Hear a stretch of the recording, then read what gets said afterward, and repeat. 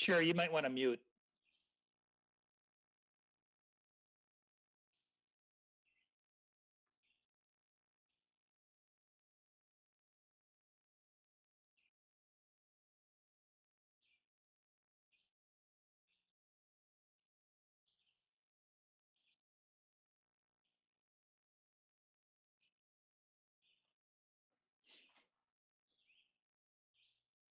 Yeah, Sherry, it'd be best to just jump out and then restart.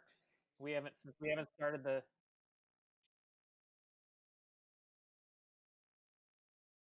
Okay. Okay.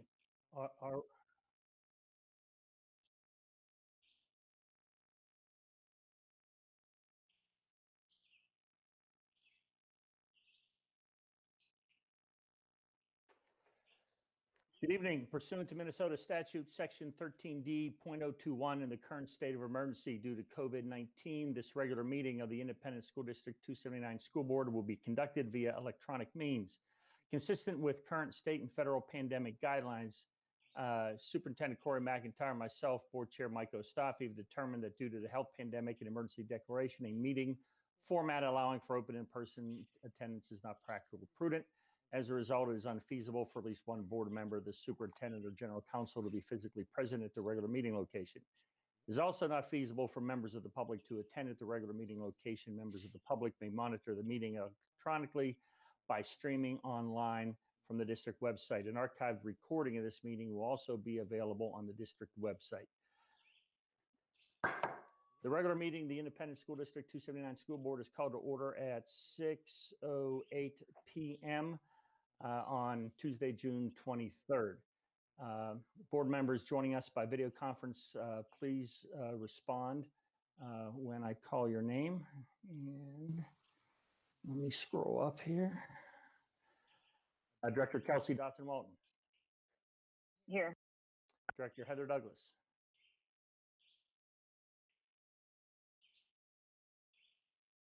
Okay, we can't hear you, but we see you. Present. Okay, thank you. Director Jackie Mosquito Jones. Present. Director Tanya Simons. Present. Superintendent Corey McIntyre. Present. Thank you. And I, Mike Ostafi, am present. Please join me as we all recite the Pledge of Allegiance.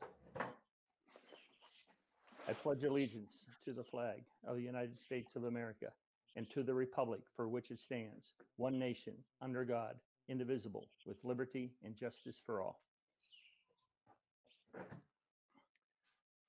Board members, do you have any additions to the agenda? Chair Ostafi, I have an addition to the agenda. Yes, Director Mosquito Jones. I would like to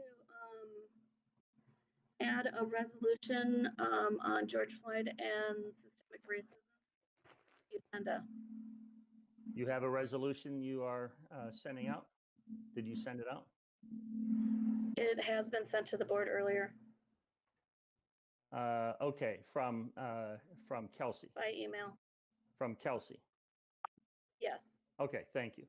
And there have been two sent. So which one is being considered here? Director Dustin Wilson, the first one or the second one? The second one. Second one. Okay, has everyone received it? I don't know that it's been received by everybody. Okay, is there? I have not received it. Do we know when it went out?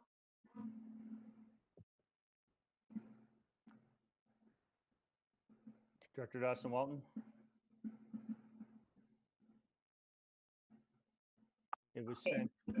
So first, just hold on for a second. Chill out, everybody. You know I'm having technical difficulties on my phone right now. So just bear with me for a second. I have a lot of feedback coming in. So I sent the revised resolution before this meeting, like 5 minutes before this meeting. So there were just a couple of things that changed. So if you read the first one, it was very similar.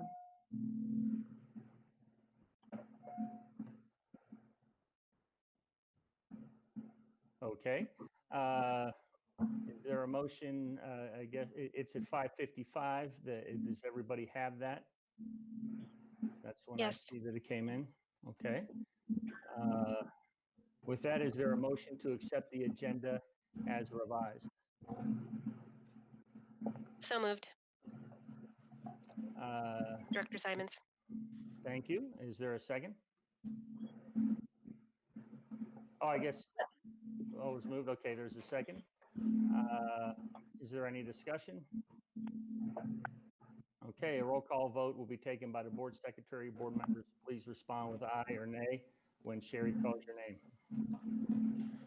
Point of order, Yes? we're just approving the agenda Correct. with the addition correct. Correct. Now we'll go to the end of the agenda. Sounds good. Thank you. All right, Director Ostafi, Aye. Director Simons, Aye. Director Mosquito Jones, Aye. Director Douglas, Aye. Director Dawson Walton,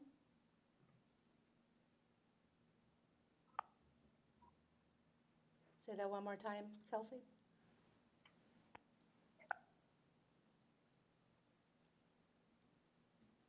Are you getting a lot of feedback, Kelsey? Yes. Aye. Okay. All right, the motion passes 5-0. All right. Retiree recognition is agenda item number 4. At this time, we'll be recognizing our retiree.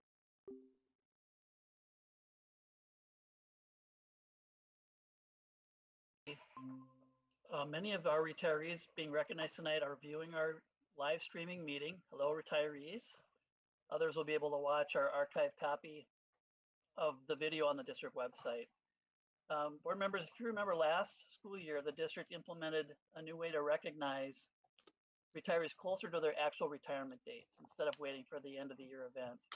So 2 school board meetings have been designated to include the agenda item for retiree recognition. So tonight's our second of 2 such opportunities in our current school year to recognize our retirees. Between last July and December, when we first did this earlier in the year, we had 29 individuals across all the bargaining groups in the district that retired. Now, between January and June, we have 65 retirees across all bargaining groups, and we want to take the opportunity to recognize and thank them. So the total years of service combined that these retiring staff have given to the district is 1,565 years. And a quote from Walter Reuther says, "There's no greater calling than to serve others. There's no greater contribution than to help others. There's no greater satisfaction than to have done it well." And we know all of our retirees have done it well. And I want to say to our retirees that the contributions you have made to the many generations of students is significant. When you decided to work in a school district, you chose a job of the heart, and we're glad it was in our district. It will be so difficult to find staff that works as hard as you and as dedicated as much as you are. You've made the district and the students in it better. For that, we thank you, and we know you'll enjoy your retirement. So I'm going to now read off the names of our retirees, noting the position and the building they're retiring from, along with their years of service. And first, we have 5 retirees with 10 or fewer years of service, and we'll start with Marsha Markin, Special Education ESP from Willow Lane, who was with us for 1 year. Lakita Mitchell, Special Education Teacher at Zanewood Elementary for 1 year. Francie Frisch, Kindergarten Teacher at Woodland Elementary for 7 years. And Wanda Kettleson, School Nutrition Assistant at Osseo Middle School for 9 years. Now, we have 22 people with 10 or more years of service.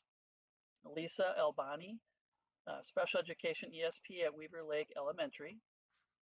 Mary Bonte, Special Education ESP at Park Center High School, again, both of those with 10 years. Carmen Larson, School Nutrition Assistant, Weaver Lake Elementary School, 10 years. Janet Jefferson, Administrative Assistant at the ESC, 11 years. Ruth Strand, Special Education Teacher at Birch Grove Elementary, 13 years. Barbara Hadley, Instructional and English Learner ESP at Parkbrook Elementary, 14 years. Yang Mi Ko, our Early Childhood Family Ed ESP at Arborview, 14 years. Ann Daly, Teacher, English Learners, Palmer Lake Elementary, 15 years. Sally Gore, Teacher in our Early Childhood Family Education Department at Arborview, 15 years. Barbara Kinseth, Library Media Specialist, Osseo Middle School, 15 years. Annette Valley, Adult Basic Education Teacher at our ABE program, 15 years. Caroline Larson, Clerical ESP at Cedar Island Elementary, 17 years. Anna Markowski, our Instructional Volunteer Program ESP at Fair Oaks Elementary School, 17 years. Kathleen Cooper, Special Education ESP, Rice Lake Elementary, 18 years. Veronica Jones, Math Teacher, Maple Grove Senior High, 18 years. Nora White, English Learner ESP, Rice Lake Elementary, 18 years. Lisa Biegert, Special Education ESP, Weaver Lake Elementary, 19 years. Maureen McGough, kindergarten teacher at Cedar Island Elementary, 19 years. Carrie O'Neill, English Learner ESP, Osseo Middle School, 19 years. Mary Pat Smith, School Nurse, Willow Lane, 19 years. Carla Van Leary, Special Education ESP, Weaver Lake Elementary, 19 years. And Robin Westerman, Special Education ESP at Willow Lane, 19 years. So now we have 18 more retirees of 20 or more years of service. I'll start with Rick Arvidsson, Teacher Industrial Technology Department at Park Center Senior High School, 20 years. Wendy Conup, Parent Educator, Arborview, 20 years. Marjorie Lobbs, Kid Stop ESP, Woodland Elementary, 20 years. Christine Tabor, Kid Stop ESP, Cedar Island, 20 years. Diane Lemke, Special Education ESP, Brooklyn Middle, 21 years. Diane Tan, English Learner ESP, Garden Center, 21 years. Deanne Carlson, HR Attendant Specialist at ESC for 22 years. Pamela Hennon, Science Teacher, Maple Grove Senior High, 22 years. Deborah Brosh, Special Education ESP, Maple Grove Middle School, 23 years. Cynthia Corbett, Technical Support Specialist at the ESC, 24 years. Terry Toops, Vocational Work Experience Teacher at CBVAT, 24 years. Patty Colhor, ELESP or English Learner ESP at Garden City, 25 years. Cheryl Covey, Special Education ESP at Oakview, 25 years. Lynn Enfield, School Nutrition Assistant, Park Center Senior High, 26 years. Femi Joseph, English teacher at Brooklyn Middle, 26 years. Linda Gustafson, Technical Support Specialist at ESC, 28 years. Kay Squires, Assistant School Nutrition Manager, Maple Grove Senior High, 28 years. James Olkey, Behavior Intervention Teacher, Fernbrook, 29 years. So now we have another 18 retirees of 30 or more years. I'll start with Sally Cam, Physical Education and DAPE Teacher at Osseo Middle, 30 years. June Matson, a teacher or SDAS teacher at ESC, 31 years. Pam Grubner, 12-month clerical ESP at ESC, 31 years. Sandra Crane, academic support teacher, Palmer Lake, 32 years. Mary Clark, LMS teacher, Maple Grove Senior High, 32 years. Pamela Miller, AESP at Parkbrook, 32 years. Deborah Anderson, first grade teacher at Cedar Island, 33 years. Lori Rabel, 4th grade teacher, Rice Lake, 33 years. Christy Boots, 5th grade teacher, Edinbrook, 34 years. Laurel Gerber, 1st grade teacher at Cedar Island, 34 years.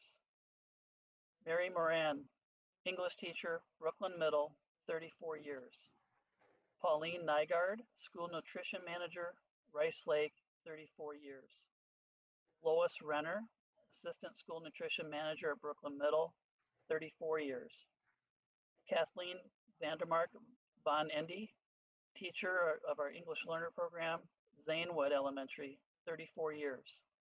Michael Johnson, English teacher, Maple Grove Senior, 35 years. Ann Williams, vocal music teacher at Fernbrook, 35 years.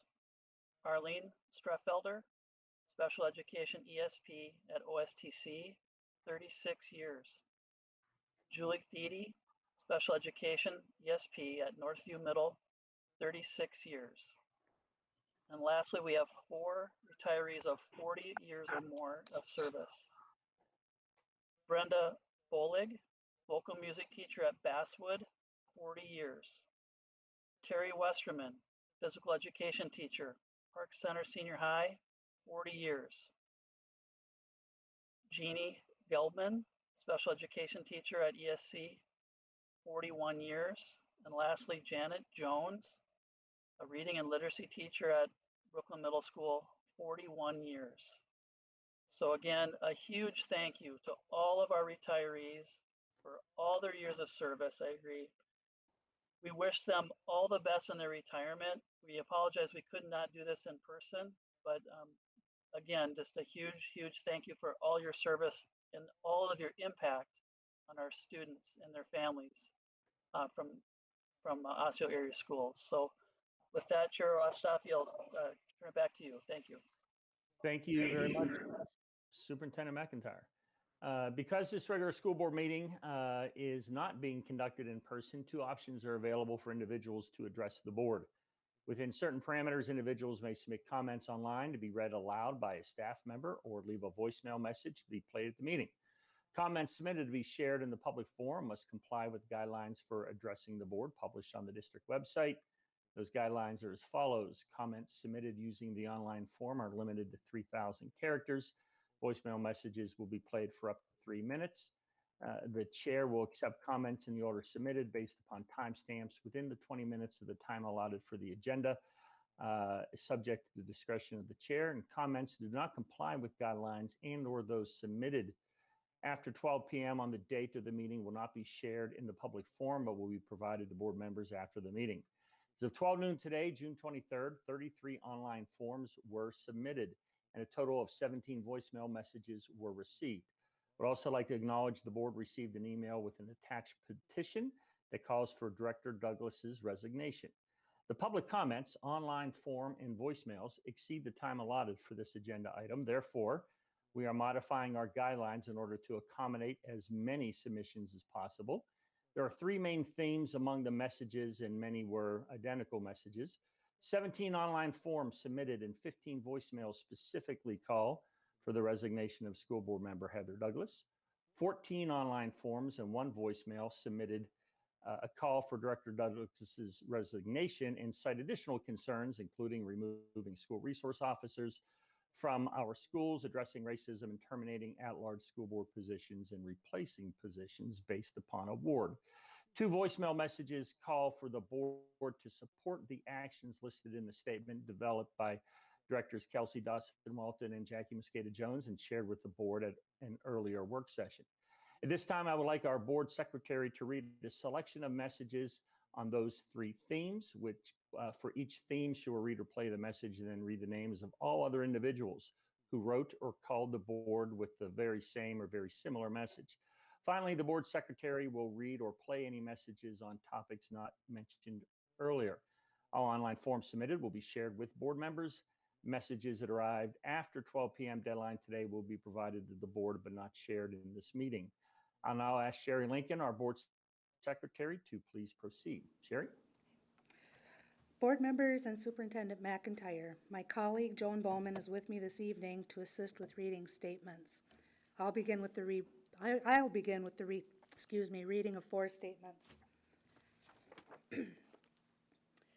An online form submitted by Lucy Cervantes, Cervantes, Osseo Area Schools student. Board member Heather Douglas does not represent the student body by her actions and comments on social media. She must resign or be removed from the board as she is doing nothing effective in regards to the attention, compassion, and support all students deserve during all these events. Black Lives Matter. I apologize, that's why I have Joan helping me. I have a tickle. Next online form, Caroline Martinson, parent or guardian of an enrolled student, online form, submitted June 16th. Heather Douglas must resign. Her social media posts show she doesn't stand for our students of color. Our students deserve better. Online form submitted by Charlena Davis, a parent or guardian of enrolled student, submitted June 17th, 2020. My daughters are young freedom fighters. One graduated from Osseo in 2016. Another scholar attends currently. They were both on the bridge. The education system has its inequalities and should not participate with funding or support publicly in the matter of the truck driver. I guess this wouldn't matter until something tragically happens to alumni of color. Heather chose to raise money, shows where she stands as she leads a diverse school district. I would like her removed due to her biased views against BLM. Online form submitted by Sandy Nelson, parent, guardian of enrolled student, received June 17th, 2020. I have written 3 emails, 1 to the board and 2 to Heather Douglas. Nowhere has it been communicated that a public apology would be done for the disgusting post a school employee should never do. And yet she has the audacity to continue to go on social media and continues to comment. I'm disgusted by the school board has lacked any compassion to address this issue. I am again asking for the immediate dismissal or removal of Heather Douglas. Next online form is submitted by Alyssa Zimmerman, a district resident, submitted June 11th, 2020.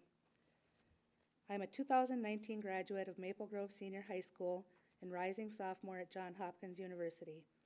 I was proud to be a student at Maple Grove Senior High, but seeing how this district's leaders have been treating my peers and me recently has robbed me of my pride. I want to focus today on the appalling actions of your school board member, Heather Douglas. Her endorsement for a GoFundMe page, which aids Bogdan Vichurko, is deplorable. Vichurko is the man who attempted to trample innocent protesters on I-35W, including myself and several other Maple Grove Senior alum and current students. For those that are unfamiliar with the story, I will provide some background. I-35W has been closed for 40 minutes at the time of the incident, and police blocked off the freeway. If any of you watched the footage from the traffic cameras stationed, you can clearly see that drivers were supposed to turn around and that the driver had ample time to stop before disrupting the peaceful protest. As mentioned earlier, I was at the protest on the side of the freeway where that man decided to violently end our peace. Up until that point, the protest was so beautiful. Being in a group of people who all value human lives, no matter the amount of melanin produced in their skin cells, was uplifting. We had just completed a moment of silence for George Floyd and were waiting for Mayor Fry to speak with us as he promised, when suddenly I see a bunch of protesters start to run. At the time, I thought I was going to die. I thought some evil white supremacist had come to shut down our peaceful protest with his gun in anger. Everyone was running in the same direction, and it was so hard to move to safety. People were falling and being trampled by other protesters trying to save themselves. I watched as a woman fell on the road right next to the tire where the semi stopped. If she hadn't rolled to the right, she would have been dead. It didn't feel real. Once I had reached the shoulder, I stared at the perpetrator, hoping to see emotion in his face. Nothing. He was emotionless, apathetic, empty. It was like looking in the face of an inanimate robot. I couldn't stop shaking while we ran back to our cars. On the way, I saw countless people sobbing or comatose with shock. One woman was screaming for her father, harmed in the chaos. If you allow Heather Douglas or any school board member to support the hateful acts of Chico, ISD 279 will have a tarnished look and students will feel isolated. How can you allow her to support an attempted murderer and then accept her half-hearted response, which she made out of necessity to image? She has not posted anything in solidarity with Black lives. She has not helped Black people in working towards their justice. Her actions disgust me and many other students of yours, and I urge you, Heather Douglas, to resign immediately. You do not have the compassion to make decisions for the betterment of all of your students, and you are not worthy of this position in leadership. And now I will read the names of other people that submitted online forms, and Joan will follow behind me to read a few more statements. Online form submitted by Zayuri, Z-A-Y-U-R-I, Hernandez, parent guardian of an enrolled student. Lauren V., district resident. Pasang Sering, district resident. Catherine Dao Oyang, D-A-O-H-E-U-A-N-G, district resident. Serena Zhang, district resident. Sierra Washington, Osseo Area Schools employee. Shauna D., a parent or guardian of enrolled student.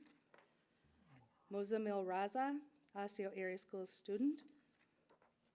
Jane Worrell, W-O-R-R-A-L-L, a parent or guardian of an enrolled student. Kathy Garman, a parent or guardian of an enrolled student. And Pam Hennon, district resident. I'll now turn it over to Joan. She'll be reading 4 more statements.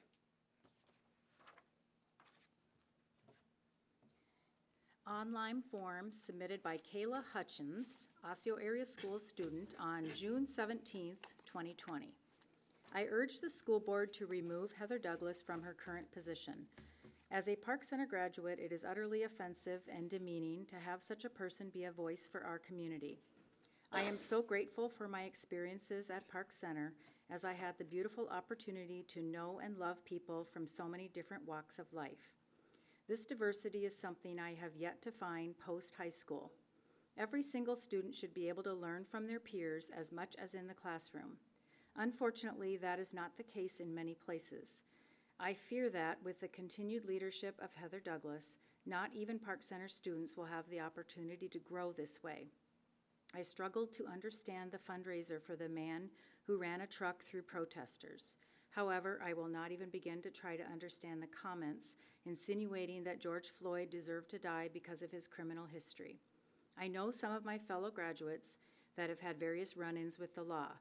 Not a single one warrants a public lynching. To hear her statements is a slap in the face to our community and demands immediate removal from the school board. Heather Douglas does not deserve a platform to spread hate, and we deserve a representative that rallies around all of our students. Online form submitted by Keisha Davis, Osseo Area Schools employee, on June 8th, 2020. I am addressing the board out of concern of a recent post that was shared with me about our school board clerk, Heather Douglas. I am shocked and appalled that such actions would be taken by a member of our school board. I'm also very disappointed and saddened that this school board member would state that because she is going to be up for re-election, she is going to support this man to get the support of the community. This is a capitalistic mindset in such a devastating time, and all to maintain her positional power. She supports a man who saw all of these people, mostly black and brown people, in the middle of the bridge. A man who sped across the bridge and did not slow down. To my knowledge, she has not acknowledged or represented the family of George Floyd, but has run to support this dangerous man. Her actions are disrespectful on so many levels. I am not okay. Clearly, her community was not on that bridge that day because they would not support such gestures from Ms. Douglas. Clearly, she does not represent the scholars and families in District 279 Osseo Area Schools. If she did, she would never represent someone who almost took another life senselessly, like what happened to George Floyd, a big part of why people were on the bridge. Something else that should also be noted, The employees, scholars, and families of our district were on that bridge. With the many years of racial equity work our district has engaged in, her actions set us back decades. Our scholars, families, and community deserve better. The response given by Ms. Douglas was one of being unconscious to her actions and wanting to listen to what we have to say. The staff, families, and community has spoken over and over again. If you have not heard them, please hear this. We are calling for the removal of Heather Douglas, Osseo School Board Clerk of Osseo Area Schools, for she does not support nor represent our district or its people. Thank you. Online form submitted by Shruti Srinivasan. And that was on, she's a district resident, and it was on June 11th, 2020, that the form was submitted. My name is Shruti Srinivasan, and I am an alum of Maple Grove Senior High, Maple Grove Junior High, and Basswood Elementary. In addressing systemic racism in our country, it is imperative that the board consider the following actions. First, I urge you to end contracts with school resource officers and instead invest in mental health experts in our schools. Maple Grove Senior High is 10 times more likely to suspend a black student than a white student. Osseo Senior High is 7.6 times more likely. Park Center is 5.4 times. Maple Grove Middle School is 6.8 times. And most alarmingly, Osseo Middle School is 18 times more likely. Why are these numbers so high? It is not because black students lash out or commit more suspendable offenses than their white counterparts. It's because members of the board have failed black and brown students. Rather than punish black students disproportionately, it's more beneficial to look into why the incident occurred and give students help to ensure it doesn't happen again. Addressing why the incident happened rather than what happened breaks a cycle of ignorance. Next, I urge you to invest in more teachers of color. During my 12 years in this district, I have had one teacher of color. My 5th grade math teacher, Ms. Park, was an Asian American. Black teachers tend to have higher standards and respect for black students and lower dropout rates by 39% for black students. In our own district, Hispanic students average 1.6 academic grades below white students. Many of the board members have always seen people in life that look like them, whether it be in the workplace, in pop culture, or in schools. Unfortunately, the same cannot be said for people of color by actively employing more teachers and staff of color. Same cannot be said of people of color across America. It is a privilege to say that teachers of color are not needed in our schools because the board isn't directly benefited by it. I urge the board to support and fight for students of color by actively employing more teachers and staff of color. When board members assumed their roles, they made a commitment to further and support the education of all students, not just white students. Therefore, it's the moral and educational obligation of the board to enact measures that benefit the black students they have systematically failed. By turning a blind eye to the racist structures within our schools, the board is feeding into a cycle larger than our school district. In Minnesota, white students graduate at a rate of 84%, whereas black and Hispanic students experience rates of 51% and 53% respectively. This is not because black and Hispanic students are less intelligent than their white counterparts, but rather because the education system has failed them. You have failed them in providing less than adequate resources and furthering the cycle that hinders their success in life. Ignoring these statistics means you are okay with and complicit in how our education system fails students of color. Ignoring these statistics speaks volumes on how the board really feels about the success of black students in ISD 279. Ignoring these statistics means we will vote you out in the next election cycle.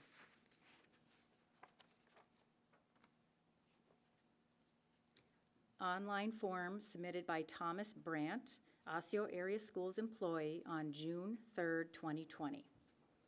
Ms. Douglas, I was saddened to see your recent posts regarding the truck driver arrested for driving onto the 35W bridge this weekend.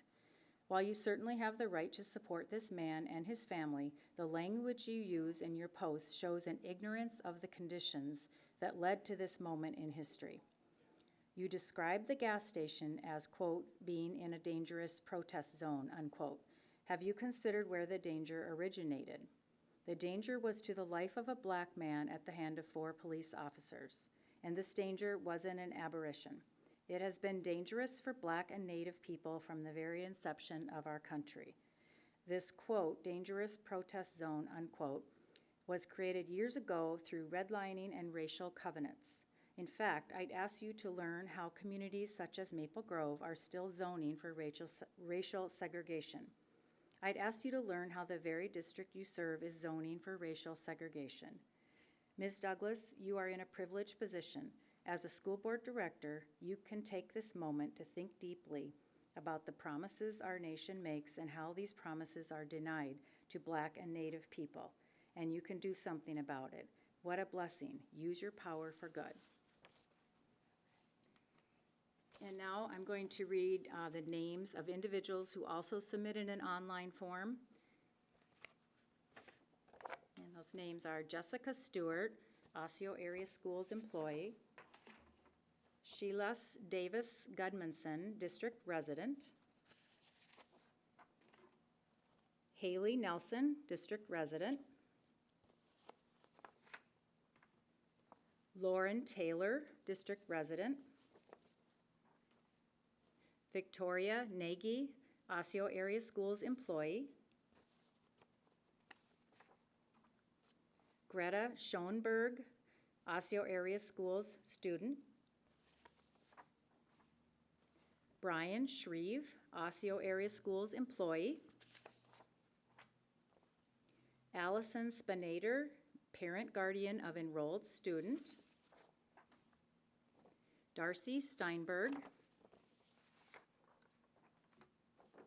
and Sarah Schreiner, Osseo Area Schools employee. Board members and Superintendent McIntyre will now be playing a sample of voicemail messages received. 4 messages will be played.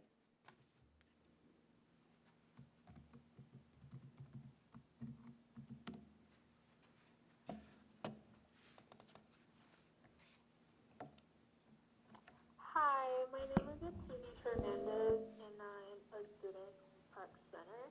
And I'm just calling because in social media there's images going around about Heather Douglas. And I know she's a board member, and I just want to say that it's disturbing to know that she is in charge of our safety. And the fact that she is promoting or helping the driver who almost killed a lot of people that I know, the ones who protest, is disgusting. And she shouldn't be in the board anymore. Because we are fighting for human rights, and I know the Accio District and Park Center especially is a really diverse high school. And if she's promoting white supremacy in social media and helping people who are supporting that, and it's disgusting. She should not be included in the board member. Thank you.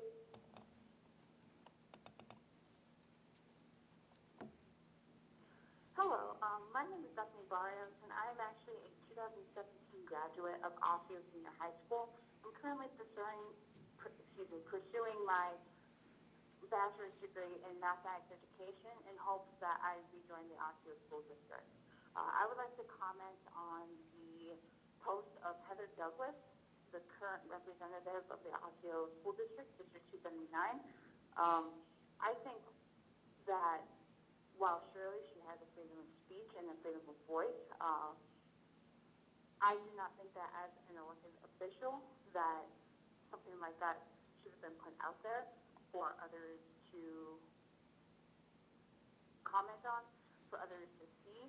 As an elected official of the secondary education system, she should, I think, better represent Osseo School District, at least the district that I knew growing up and being in there, going to Osseo Junior High School and also Osseo Senior High School. The semi-truck driver who went through that highway to protesters is going 70 miles an hour or above. Whether he was helping to transport materials to a business is one thing, absolutely, but it's another thing to cause harm and endanger citizens of Minneapolis and regular residents of Minnesota. As a future educator and as I said before, as a graduate of the Osseo School District, I am beyond disappointed in what has represented the district that I come from, the district I believe in, and the district that I hope to return to. And that's all I want to comment on. Please feel free to reach out back to me at 763-807-1972. Once again, 763-807-1972. Please also feel free to send me an email, bjbarrios@simcarstate.edu. Once again, bjbarrios@simcarstate.edu. If I need to expand more on my comments, or if it is requested on me to attend a board meeting, I would be more than happy to. I guess the overall comment that I have on this is that I'm very disappointed, and I would hope the Osseo School District would think and know better than to represent themselves in such a manner. Heather Douglas, I have known of you for quite a while, and I do not think you're inherently a bad person for what you've done or what you have posted. Please excuse me, but I do think it is disappointing, and I think that it sends a message to students of color. Excuse me, Sarah Staffy?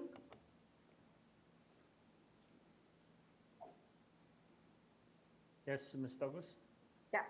I appreciate that there are a lot of comments, and I would like to hear them, but it is board policy to not have comments directed at a specific board member, and I'm sure that there are plenty more that are directed to the board and not me specifically.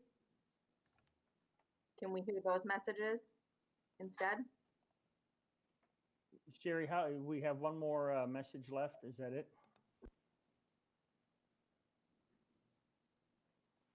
And that is correct. sorry. Paul, There was one other sample email and then a separate email about the supporting proposal voicemail. Okay. All right. Can we hear those? Okay. So can I, this is Director Dustin Walton. So just to be clear, did we cut the voicemail off, or was that the end of the voicemail? That voicemail went almost 4 minutes. I stopped it at 3:20, I believe it was. Okay. Okay. Let's see here.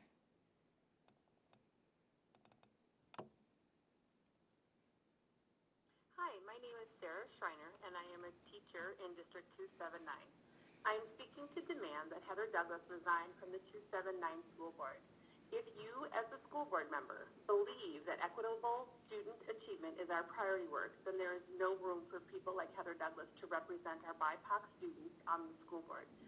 Immediate, radical, systemic change needs to happen now. For centuries, Black people have experienced trauma and degradation at the hands of white systems like education. The luxury of needing time to unpack whiteness and understand Heather Douglas's role in oppression has expired. The school board's journey to racial consciousness needs to happen on their own time and not at the expense of our Black students and colleagues. There needs to be urgency in this journey. Now is the time to stand bold in our convictions. If the school board truly believes in the equity work and the true spirit of the District 279 priority work for 2019-20, you will vote to remove Heather Douglas from the school board. In failing to do so, you support the existing educational system, which is steeped in whiteness and born from a structure of white supremacy that causes harm to our BIPOC students and families. If you choose to stand before our Black students and our Black colleagues and say that their Black lives matter, then you must acknowledge how detrimental Heather Douglas is in creating transformational system change to ensure equitable student achievement. Heather Douglas remaining on the school board will undermine this crucial priority work. Thus, she must be removed. Transformational change is profound and it takes time. However, waiting, silence and non-action is not an option either. Thus, I request that you stand with our students and families of color and do the following. 1, publish an immediate public official statement from the school board in support of George Floyd and his family. 2, publicly request Heather Douglas resign from the school board. 3, terminate the discriminatory at-large school board elections that dilute the voting strength of communities of color and replace them with single-member elections that better represent the school communities. Thank you. Board members and Superintendent McIntyre, Joan is going to read the names of other individuals that did submit voicemails, and then I'll play the final voicemail message about support for the proposal.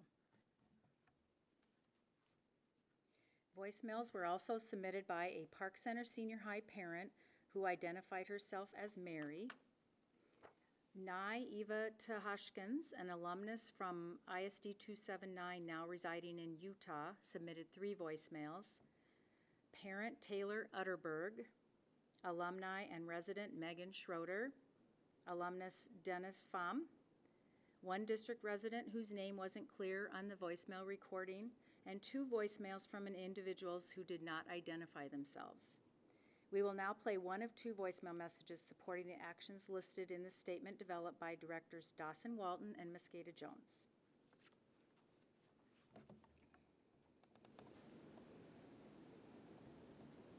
Hi, my name is Amy Montero, leaving a message for the school board. I am a District 279 parent, and I am calling because I support board members Kelsey and Jackie's proposal that they recently created regarding urgent action needed by the district in anti-racist programs and policies.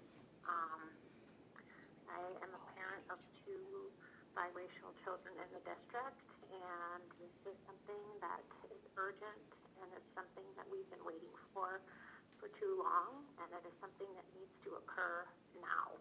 Thank you. All right, board members and Superintendent McIntyre, Joan will now read the final online form that was submitted.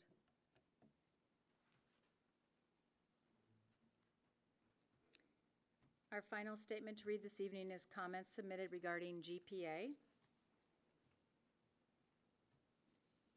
This was an online form submitted by Bob and Kim Lingen, spelled Lyngen, district parents, submitted on June 18th, 2020. Our children are students at Maple Grove Senior High. They have worked diligently and conscientiously during this online learning period, showing significant academic growth and improvement, and we believe their work should be accurately recorded. Per the superintendent's May 11th email outlining final grade assessments, we understand a form was required to ensure our children's accurate GPA to be recorded by June 1st. Attempting to access this form less than a mere 11 hours past the deadline and facing issues with technology access, we have been told by Maple Grove Senior High administration and Superintendent McIntyre that our children's trimester 3 grades will remain neutralized. The logic of the explanation given to us is evasive. Surely in this age of technology, altering children's record of progress will not, as indicated in the school's response, disrupt the school's ability to process grades, transcripts, summer academic programs, graduation, and college transcripts of nearly 2,300 students. We recognize the necessity of deadlines. With only 3,000 characters and the inability to present ourselves in person, it is difficult to demonstrate our reasonable conflicts regarding this situation. We recognize our transgression and regret our mistake in missing the June 1st deadline. It is worth noting, however, that upon realizing our mistake within less than 12 hours, we immediately contacted the school. It seems we shouldn't have to reiterate the volatility and pressure facing families now. COVID, lockdowns, curfews, riots in our community, physical distancing, unemployment, mortgages, and students' mental health. During these unprecedented times, it seems unfathomable the school would refuse a genuine appeal for grace within reasonable limits. We would welcome further dialogue to specifically explain our personal struggles affecting the execution of the Google form. To a school district that serves 21,000 students, our situation may seem minuscule. To us, a family who deliberately prioritizes the value of education and children who take pride in their work and progress, it is a significant moment. The flat-out denial of their right for accurate assessment and the consequential and profound effects this has on our children's post-secondary opportunities make this both an ethical and financial loss for our family. As members of the Osseo Area Schools Board, we look to you not as an extension of school administration, but for a fair and reasonable partnership between families and administration. You work to establish standards for performance, ensure high-quality assessment, embrace accountability for student outcomes, promote student achievement, create effective school climates and culture, and develop collaborative relationships.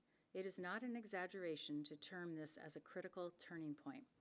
What is the ethical priority for academic achievement? Filling out an online form for the school's ease or the accurate reflection of students' own growth and achievement? And that concludes this agenda item.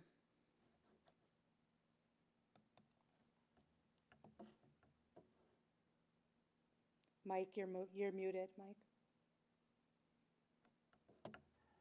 Thank you for that, Sherry, and thank you and for Joan for reading through those and bringing that all together. I appreciate that. Next agenda item is the superintendent's report and Superintendent McIntyre. Thank you, Chair Ostaffi. This is our first regular board meeting since the murder of George Floyd, and his murder has hugely impacted all of us and the members of our communities, our students, families, and staff. And simply, the world has changed since our last meeting. Although I'm not going to share all of them, I wanted to reiterate just a few of my comments that I've made at our work sessions recently on July 9th and June 9th and June 16th, as I want to be clear on my position as superintendent and the importance of our work. Like so many others, I continue to struggle with the homicide of George Floyd while in police custody and the events that's followed and the hurt so many are experiencing. I do know that our 3,500 employees work hard every day to build strong relationships with students and families and really work hard to live out our district's core values that everyone has equal intrinsic value and everyone benefits when individuals are treated respectfully and equitably. And also to advance our work to disrupt racism, eliminate racial disparities, and ensure that every student experiences respectful learning environments in which the student's racial and ethnic identity is valued and contributes to successful academic outcomes. As Osseo area schools, we stand against violence, discrimination, and oppression in all forms. At the same time, we stand together to support our students, their families, our staff, and our community to heal together even as we continue to demand justice. In 2016, our school board codified its commitment to racial equity through a school board policy 101. This is the work of our district, and it remains our primary focus. On the behalf of the school district, I want every student, family, and employee to know that I promise to continue leading for our racial equity work in Osseo area schools. I feel extreme conviction in working together to eliminate the racial disparities from our communities and by extension our schools. I'll continue to try to find effective ways to take action on my commitment as the leader of our district to ensure equitable student achievement and to create environments where every child feels safe, welcome, and respected. As I said before, I don't have all the answers, but I want to do my part to share more of what we stand for and what we believe. And in these troubled times, we want Osseo area schools to be a place that's safe and that offers stability and support for every student and staff member. We know we have work to do, but I promise that in Osseo area schools, we're committed to addressing acts of racism, acts of violence, acts of discrimination, and other hurtful actions. Together, we must demonstrate our commitment to take action. We can do this by accelerating our work. I believe strongly that action will lead to healing and initiate change as we stand together and ensure that we are indeed creating more welcoming spaces for every one of our students and staff members.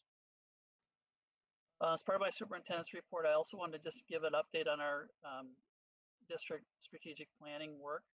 At our last work session, the board did review the draft district's operational plan and district school board calendar. And that operational plan is really intended to help align to our strategic directions and identify what as a board and as a district we're learning about, what we're implementing, and what we're moving into standard practice. Our school board calendar is designed to work in concert with our governance work of the board and the administration's management work to establish a reporting rhythm that reflects our ongoing work, especially during the time of lots of change and uncertainty as we move into the next school year. Included in our discussion on the 16th were some of the items proposed, as mentioned earlier, by board members Dustin, Moulton, and Mosquito Jones that were initially introduced on June 9th. And in our work moving forward of those 12 items, 8 of those were really kind of falling in the responsibility of administration. 4 of them really more school board governance items. Those 8 items that were discussed were addressed and included in my recommendations for the operational plan moving forward. And the direction of the board at that work session was to continue to give opportunity for board members to review and consider those items as we get input from all the board members and continue to refine that draft of the operational plan, and that it'll be reviewed again on August 11th at our work session by the board. So we'll take those proposed directions from the board on the 11th and continue to refine that and finalize the operational plan and board calendar as we move into the start of the next year. And that'll really give us clarity on what work is expected and when it can be expected to happen as far as actions. Lastly, I want to share some information that recently went out to families and our staff on an update for our planning for the fall 2020 school year, and to request that our families participate in the upcoming opportunities to share their thoughts about resuming school. Many know that last week the Minnesota Department of Health and Department of Education outlined 3 likely scenarios for the start of the school year and directed all school districts to prepare for all 3 scenarios.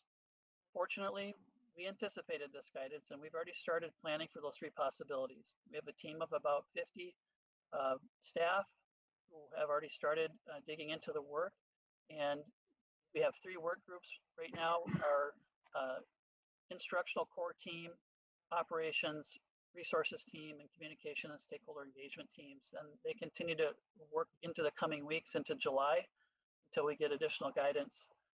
Briefly, the 3 scenarios, I think most are familiar with them, but in the event some are not. Our expectations are, and the MDE expectations are, to develop plans for in-person learning for all students, basically for all coming back to school.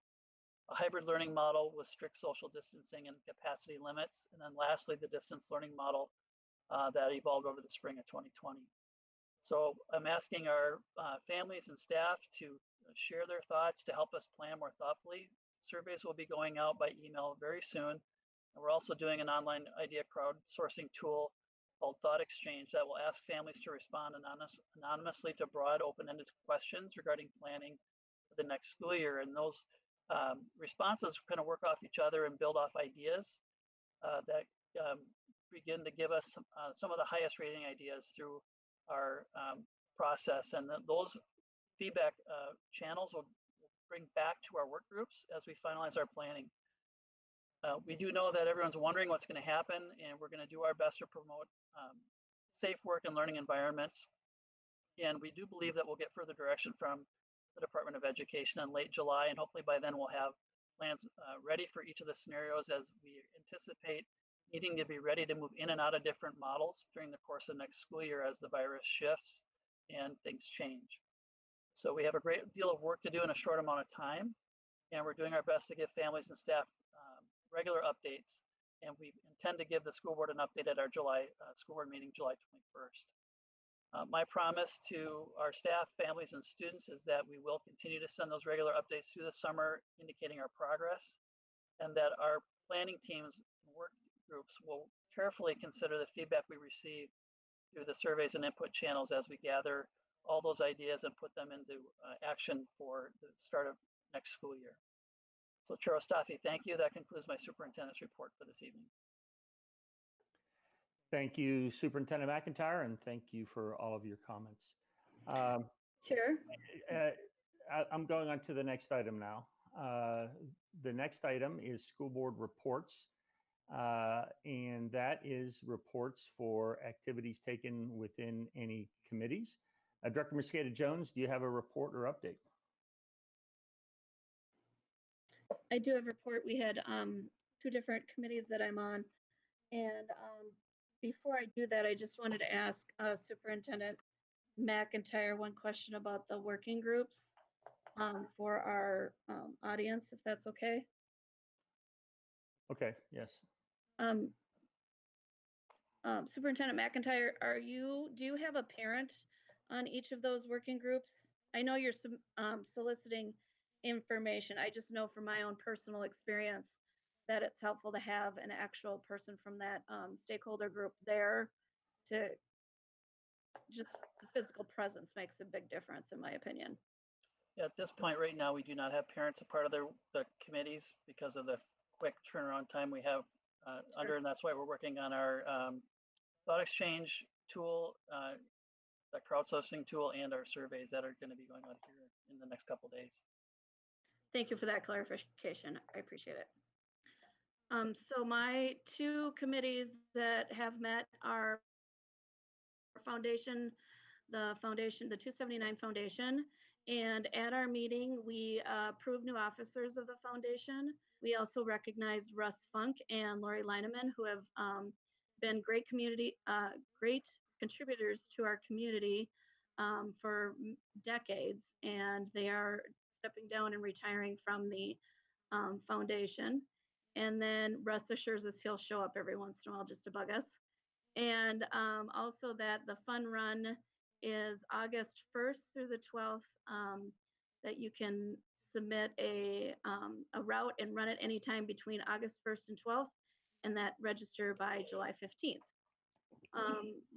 We also had a meeting of the Northwest Suburban Integration School District. I was not able to make it because I was not feeling well, but I was forwarded a video that was created by the school district showing students throughout the year and the multicultural events that they have done and the training to work on institutional racism and understanding different cultural experiences. And the video was to Marvin Gaye's song, What's Going On. It was pretty powerful. That's all I have. Thank you, Director Mosquito Jones. Director Simons, do you have a report or update on committee work? No, I do not. Thank you. Director Dustin Walton, do you have a report or update on committee work?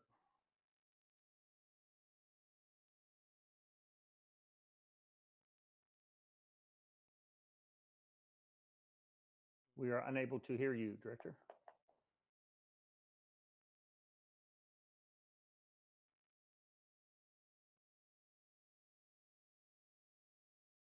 We are unable to hear you.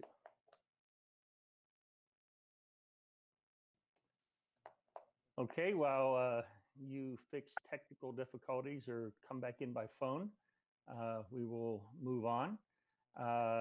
Director Douglas, do you have a report or update at this time? Yes, I do. I have a report for my District 287 board meeting, and our last meeting was on June 11th. Our next meeting will be this Thursday, so 2 days from now, and those are being held virtually, just like these meetings are being held. In our last meeting, in addition to our regular board business, we reviewed our year-end information and business updates. We also spent time acknowledging our 2020 retirees. We had 19 retirees, and there is a video which I can share with you to honor them. We also received a brief update from our task force that has been working with the Commissioner of Education to stay up to date on the latest developments in distance learning. Those developments have since changed, being that it's been over 10 days since that last update. But we're hoping to have more concrete information soon. We also heard from Sarah Schreifels, our Food and Nutrition Service Manager. I was pleased to learn that our food and nutrition staff members participated in racial equity training, trauma training, PBIS training, and specific USDA training through MDE. This is pretty unprecedented to have support staff in the Food and Nutrition Services Department taking those types of training. So that was really exciting to hear that they participated in those.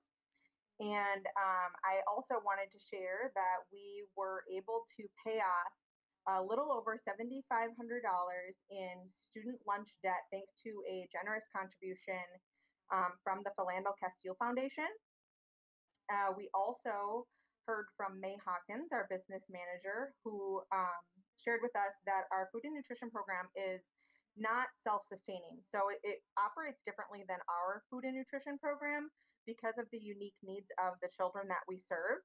And it is not self-sustaining. And so we received updates about how COVID and the shutdown has impacted that budget. And due to the COVID-19, we ended up with approximately $20,000 loss in revenue after considering our savings and revenue loss, which is a lot, but also a lot less than we had anticipated. So that was good news that it wasn't as detrimental as we had thought it would be. And that is all that I have to share for 287. Thank you, Director Douglas. Director Dawson Walton, are you back with us? No? Okay. At this time, I do not have a report or update. Our first presentation this evening, agenda item 8, is the secondary math adoption update led by Jeremy Willie. Robin Gonzalez. Can you hear me now? Can you hear me now? Yes. Okay. So, here's the deal. I'm talking now. So there was a lot of comments today that we're in a really serious moment here. So I'm going to yield my time on my committee reports, and I have some things to say.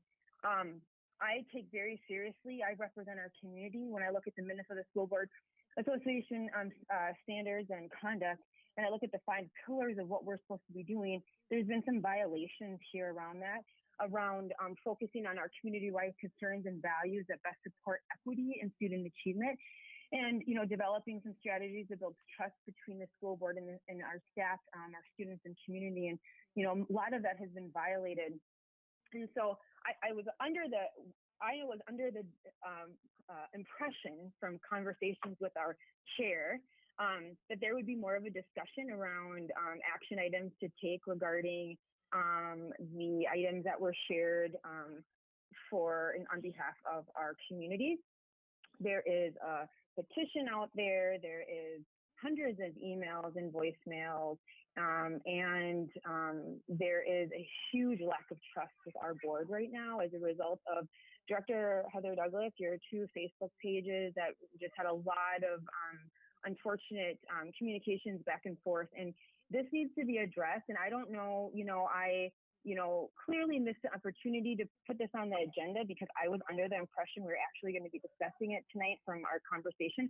And so I guess what I'm asking, what is the process for having a special meeting to discuss this? I'm asking Kim Palmetier in the future. Tim? Yes, Chair. Yes. Well, obviously, I think in response to the question, we would only need to have approval of the board if we wanted to have an additional work session, add a work session to have a conversation about potential response to the comments.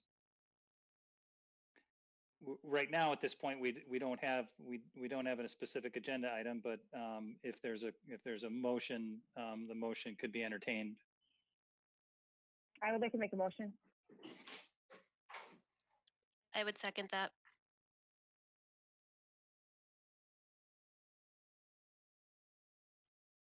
I think we have to state, actually, Kelsey, I think you have to state what the specific motion I know, is.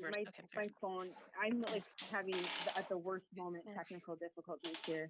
The moment my motion would be to denounce Director Douglas's statements on social media and to hold her accountable to those statements and for creating a sense of distrust in our community, creating a hostile environment specifically for Black students and families and staff in our district.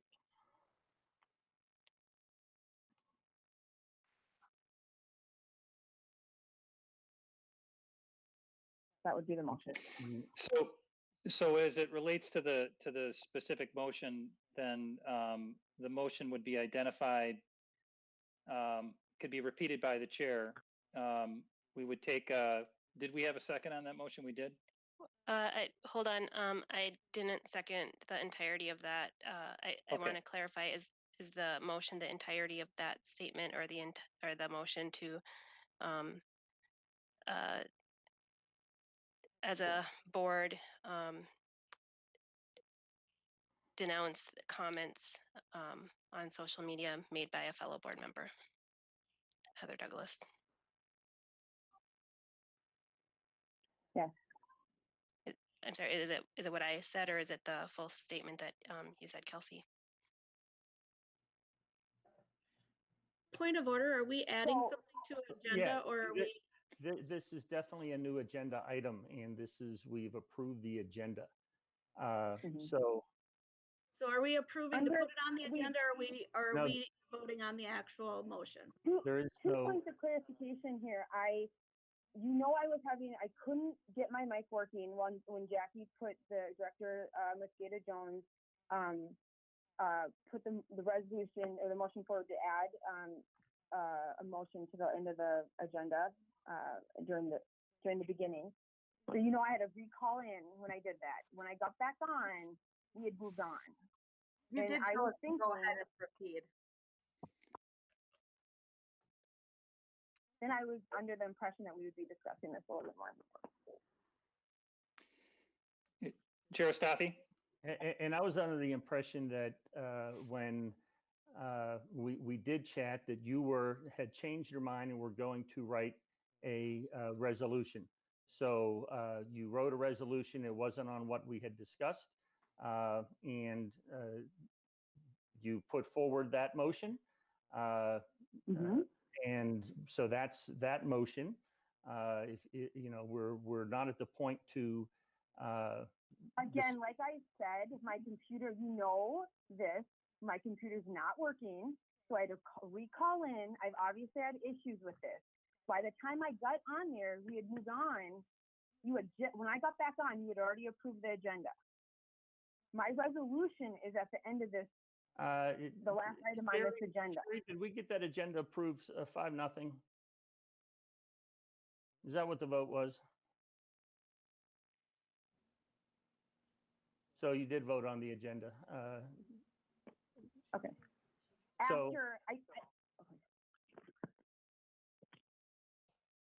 This, the term denouncement is something directed at a specific board member. From that standpoint, I would be very concerned about that language. This is language, this is a discussion that we should have in a work session to go over everything. We've had 2 or 3 versions of what you want to say so far. And as of now, I'm not clear of what that is. I think it's been this has been made very clear in the community of their concerns. We have all made comments on this when it first arose 2 or 3 weeks ago. Many of the comments tonight came in around the June 11th through 16th mark. We have all had this discussion. Mike, I don't need you to I want to be clear that people understand. I'm bringing up something. I'm representing our community right now. I'm representing our community. And I understand. But again, when we had discussed it, this was something that either should be brought up in a work session that we can bring it forward. I am concerned of how the comments were made and how it continued. Yes, and that's been brought up. Having a motion or having a discussion around a censure or any other comment, I think we all need time to see what that would be so that it can be discussed properly. I don't think anybody is supporting the manner in which some of these things occurred. Certainly not I. And people have had discussions regarding that. But I don't want to continue to look on the process here. How do we move forward with a statement? And I would be willing, and as I've discussed it, bringing that forward to review at a work session so that we can all discuss it with the time it deserves in order to move forward. Throwing this on at the last minute is definitely a concern. Well, I'm concerned at your lack of concern that we're losing trust in our whole district. We have no code of conduct. We have this inability to move forward. And you have not stated one time to me what the plan would be. And I did reach out to you today to ask you that, what the next steps would be in this, with no response. Right, with plenty of not enough time before the meeting to discuss. But that is an issue regarding this. So is there a motion on the table or not? Do you want to repeat your motion? Very My specific. motion is to denounce this Facebook, the social media statements of Heather Douglas, Director Douglas, because it has created a hostile environment in our district, specifically for Black and Brown students and staff in our community in this district.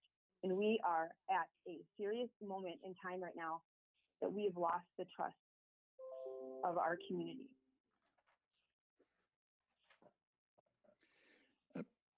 Chair Staffy? Yes. Obviously, the question before us seems to be a question of process. And I might suggest a possibility. The board could decide to entertain a motion at this particular point in time, notwithstanding the established agenda. If a motion is to be made, I think I think Director Simons was maybe alluding to this. If Ms. Dawson-Walton could identify just even write it down to determine exactly what that motion is, so that everyone understands what the business is before the board, there can be action taken on it potentially at that point in time.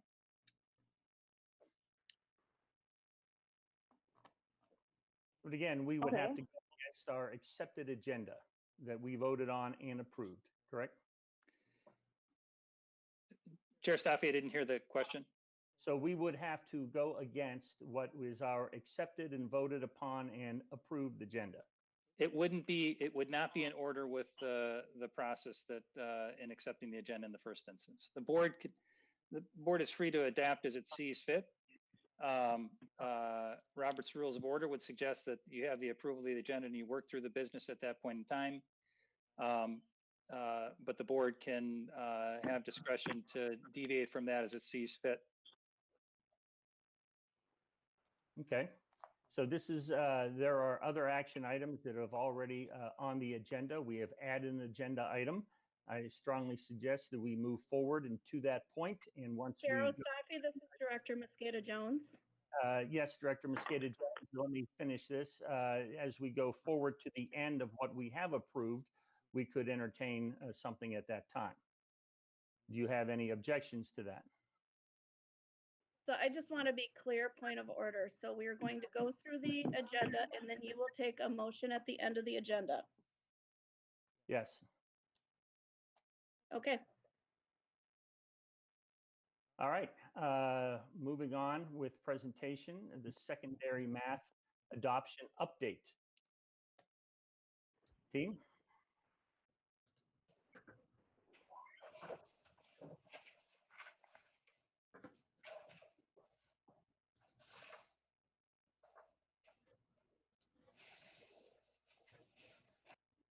Just as we get started, I want to make sure everyone can hear me and see the presentation okay? Yes, on both counts. Thank you. I appreciate that. School board members, Superintendent McIntyre, cabinet members, and members of the viewing audience. Good evening. My name is Jeremy Willie, and I'm the Director of Learning and Achievement for Osseo area schools. It is an honor to be here tonight to talk about our secondary math curriculum resource pilot, which occurred over the course of the 2019-2020 school year. With me tonight are Robin Gonzalez, our Assistant Director of Learning and Achievement, and Dr. Jill Kind, our Coordinator of Secondary Curriculum. You will have the opportunity to hear from each of these two individuals during the course of this presentation this evening.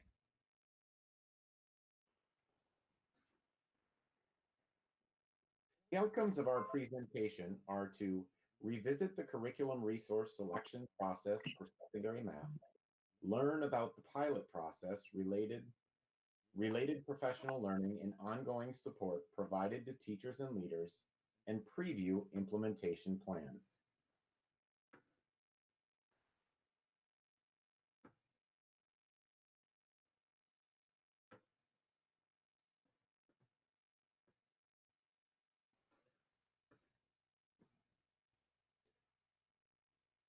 In accordance with School Board Policy and Procedure 616, which is aligned with world's best workforce legislation, the Department of Learning and Achievement, in collaboration with staff across all sites, implements a periodic program improvement process, or PIP as we call it, for the review of all required curriculum resources and instructional programs. The PIP utilizes a systematic process, which you can see in this graphic, to ensure continual improvement in curriculum, assessment, and instruction. The goal of the program improvement process is to support high levels of student learning through the development of comprehensive curricular programs. Each curricular and program area is reviewed and changed, if necessary, using a process that includes research, data collection, and information and ideas contributed by multiple stakeholders. The PIP takes place over a period of several years and incorporates research on trends and best practices, and evaluation of current programming, and planning for the revision and/or potential curriculum adoption. At this time, it is my pleasure to introduce Robin Gonzalez, Assistant Director of Learning and Achievement, who will share more with you regarding the material selection and pilot process. To begin the process of material selection, the secondary math program improvement team, made up of math teachers representing each secondary site, looked carefully at student achievement data for our district and districts surrounding us. They reviewed current research around best practices in culturally responsive math instruction with a focus on practices that had been shown to be successful in closing the achievement gap. Additionally, they engaged in several book studies and met with Robert Q. Berry, who was the president of the National Council of Teachers of Mathematics. We also invited post-secondary institutions and business employers to hold panel discussions for our secondary math teachers to talk about skills students need to acquire in high school in order to be successful as they pursue careers or post-secondary education. As part of our research, we met with other school districts to learn about materials that they had been using or currently reviewing as part of their curriculum selection process. The teacher advisory team considered all of the information that they collected through their research, along with current beliefs about important job skills needed and research on productive math practices conducted by the National Council of Teachers of Mathematics to select materials to bring forward for evaluation. 18 secondary math teachers with representatives from all secondary sites and from 6th grade to Algebra 2 math courses reviewed and evaluated 6 different curriculum resources. They selected 2 resources to move forward into the pilot process. CPM and Agile Mind were the programs that teachers felt most closely aligned with the high-impact practices that they had learned about in their research and our efforts to ensure culturally responsive instruction through the CLEAR model. On the 2019 April System Staff Development Day, all secondary math teachers had the opportunity to review both resources and to elect to be part of the secondary math pilot for the 2019-20 school year.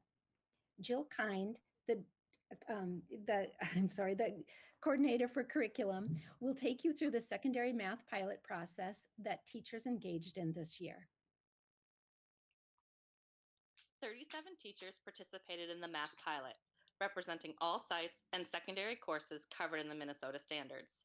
Included in the pilot were EL teachers and special education teachers, both those who co-teach in the general education classroom and resource teachers. 19 teachers piloted CPM, and 18 teachers piloted Agile Mind. Pilot teachers met once a month to learn more about their own resource and the other resource being piloted. These meetings were invaluable for teachers to deepen their understanding of both resources to make an informed decision about which resource would best meet our district goal of equitable student achievement. Additionally, teachers completed a monthly evaluation. Student progress during the pilot was assessed using curriculum-based assessments aligned with the Minnesota standards. As the pilot launched, we wanted to ensure that teachers felt prepared for piloting. We followed the recommendations from each publisher and brought in trainers from each company to lead the training. CPM training focused on the three main components of their program: collaboration, problem solving, and mixed space practice. Agile Mind training focused on the use of its online platform and teacher materials. On system staff development days, all math teachers were provided with learning on both Agile Mind and CPM, from a high-level overview to model lessons taught by our pilot teachers. All math teachers were invited to provide feedback to their pilot teacher colleagues on these two curriculum resources. 59% of all math teachers preferred CPM over Agile Mind. Pilot teachers continued to receive support during the year. CPM provided 4 days of additional training during the year, while Agile Mind provided 3 days, with trainers from each publisher leading this work. Part of the support that each publisher provided involved doing classroom observations and providing feedback directly to teachers. This information was also used by the publishers to change their professional development in response to any issues they were seeing in the classrooms. Pilot teachers were also provided the opportunity to visit other pilot classrooms. Teacher advisory teams met once per trimester to discuss questions and concerns that non-pilot teachers had about the pilot and implementation of a newly selected resource. These discussions were great opportunities to gather feedback to use to plan implementation. Amanda Wallner, Staff Development Assessment Specialist, provided classroom support to all math teachers this year, including pilot teachers. Classroom support included planning, developing assessments, and teaching model lessons. Each month, pilot teachers met to compare strengths and areas of concern of each resource. For each area of concern, teachers worked together to problem solve these areas. These conversations also provided an opportunity for teachers to connect with colleagues using the same curriculum. Each month, we asked teachers to complete the same survey. The survey consisted of 17 Likert scale questions and 18 open-ended questions. The survey questions were classified into the following categories: technology resources, family support, ease of use, learning goals and content, assessments, instructional resources, and overall comments. The results of the survey were shared with the teachers each month so that they could use pilot meeting time to learn about the differences between the two programs. In each of the following graphs, teachers piloting Agile Mind responses are in blue, and CPM teachers' responses are in red. This question asked if the resource incorporated culturally responsive teaching activities, such as amplifying student voice, providing students with choice, and allowing students multiple ways to demonstrate their learning. Each month, CPM had a higher average than Agile Mind. The graph on this slide represents lessons which include students collaborating or working interdependently with their peers to solve problems. Each month, CPM had a higher average than Agile Mind. The data in this slide represents whether or not students had opportunities to discuss their thinking with peers. Each month, CPM had a higher average than Agile Mind. One of the math college professors that spoke with our teachers said that if we are only asking questions that require a numerical answer, then we are asking the wrong questions. Having students provide their answers and explain their problem-solving processes are important communication skills. And each month, CPM had a higher average than Agile Mind. Students were assessed on classroom embedded assessments aligned with the Minnesota standards. This graph represents teachers' perceptions of student academic growth With the exception of October, CPM had a higher average each month than Agile Mind. This question addressed the extent to which the curricular resources enabled teachers to create an environment that was more student-centered. Each month, CPM had a higher average than Agile Mind. We wanted to make sure that both Agile Mind and CPM provided students with opportunities to be challenged, whether the student excelled in math or struggled in math. With the exception of December, CPM had a higher average each month than Agile Mind. Growth mindset is the idea that practice and hard work can further develop abilities and talents. Teachers wanted a resource that incorporated opportunities for students to demonstrate this growth over time. Each month, CPM had a higher average than Agile Mind. In addition to the student academic growth over time, we wanted to make sure that students were provided with opportunities for deep learning and understanding. Each month, CPM had a higher average than Agile Mind. The question asked teachers to compare the Minnesota standards with the resource in which they were piloting. With the exception of September and October, CPM had a higher average each month than Agile Mind. Pilot teachers were asked on how student materials aligned with instructional activities and if the materials were manageable for students. Each month, sorry, my dog's going crazy. Each month, CPM had a higher average than Agile Mind. Both programs provide resources to communicate and support families at home with math. CPM provides specific tips for parents and explicit homework help in both English and Spanish. Each month, CPM had a higher average than Agile Mind. Both CPM and Agile Mind have strong technological components, including ebooks and online manipulatives. Each month, CPM had a higher average than Agile Mind.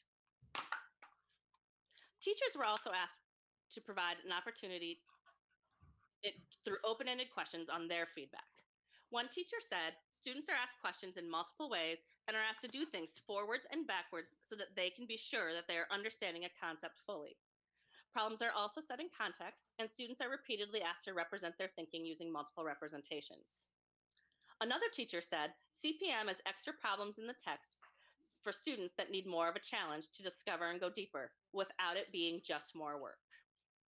A third teacher commented, I believe that the content is more challenging and is at a higher level than what has previously been taught, but I believe that is an amazing part of the curriculum to set the bar high for students.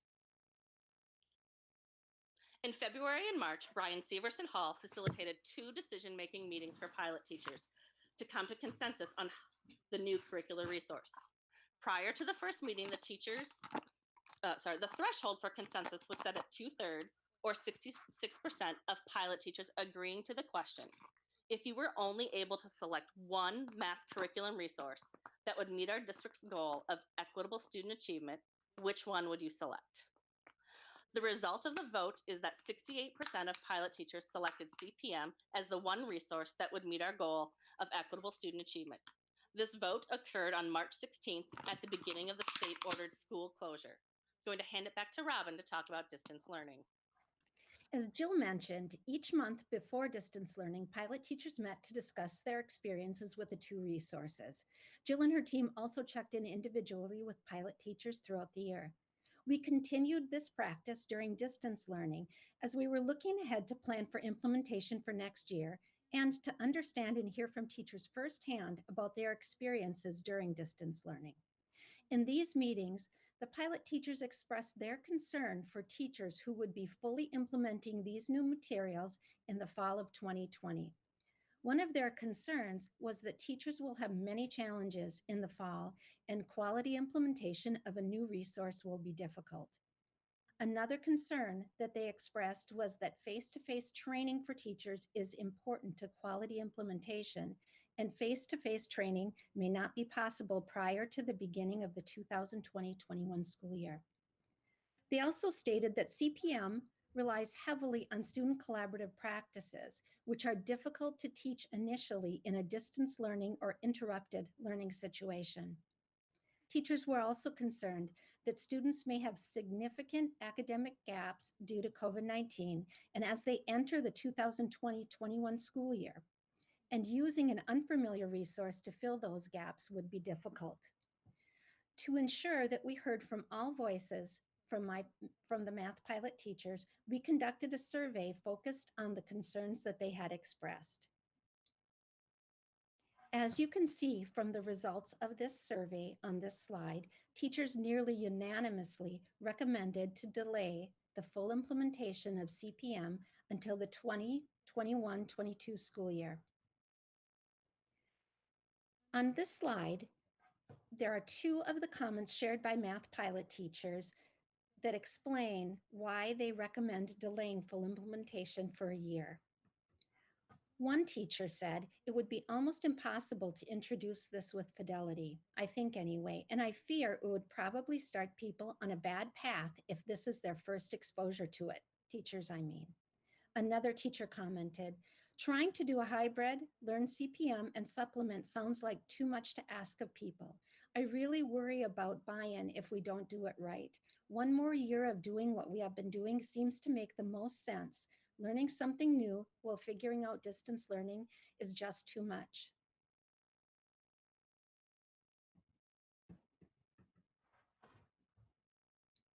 Secondary math pilot teachers recommended that our implementation plan should focus on professional learning next year while implementing specific components of CPM and beginning a full implementation in the 2021-22 school year. Included in their recommendation are to align our current math resource with the scope and sequence of CPM. This would allow current pilot teachers to continue using CPM with their classes and other teachers to adjust to the sequence of the course. Mixed space practice, learning logs, and study team strategies are the three specific components which would be implemented during the 2020-21 school year. The professional learning for teachers during the 2020-2021 school year will focus on three broad areas. In CPM, the role of the teacher not only incorporates more traditional direct instruction, but also the roles of coach and facilitator. Providing professional learning around what this means and how and when to move between these roles will be crucial for teachers. Student mathematical identity is the concept of how students view themselves in the math classroom and how other people perceive them. This self-perception that students hold has a powerful effect on them and on their achievement. There are three components of CPM that we will provide learning and support around this year. Mixed space practice is the idea that practice should be done over time in order for students to deepen their understanding of topics. For example, problems that students were exposed to in September will come back all year long.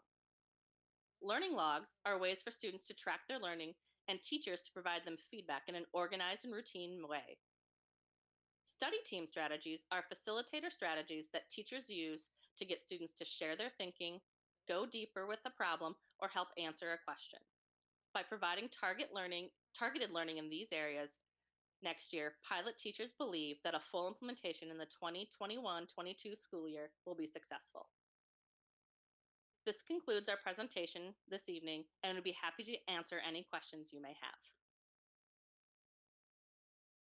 Chair Ostafi, could I just jump in there quick? It's hard to raise my hand in the corner of the screen, but I just want to say thank you to our team for their hard work on this adoption this year. And I know the spring distance learning school closures also had a huge impact on kind of wrapping up that pilot year, but I know we did everything we could to bring that to a close, and you can see that in some of the data that was presented here. I want to just reinforce the couple key factors here with the uncertainty of going into next year, and that's not been settled yet. Launching with materials for those who weren't in the pilot groups, that are unfamiliar is a challenge, and I just think it's wise for us to consider delaying that implementation process for 1 year with some adaptations that you heard the team would do in the meantime. So I'll just make that my recommendation as well before you ask questions. Okay, thank you, Superintendent McIntyre. I will ask each board member if they have a question. We will go around the loop, and I am going to start this time with Director Mosquito Jones. Thank you, Chair Ostafi. Thank you for that presentation. I appreciate it. I'm a math geek, so I love math curriculum. Interesting how the pendulum swings back and forth on different ways of teaching it. Mosquito Jones, you're breaking up. I don't know if it's you're too far from the mic or. Yeah, you guys are breaking up There for you me go. too often. Much better. Better? Much Yeah. better. So again, thank you for your work. I appreciate it. So I'm wondering a few different things.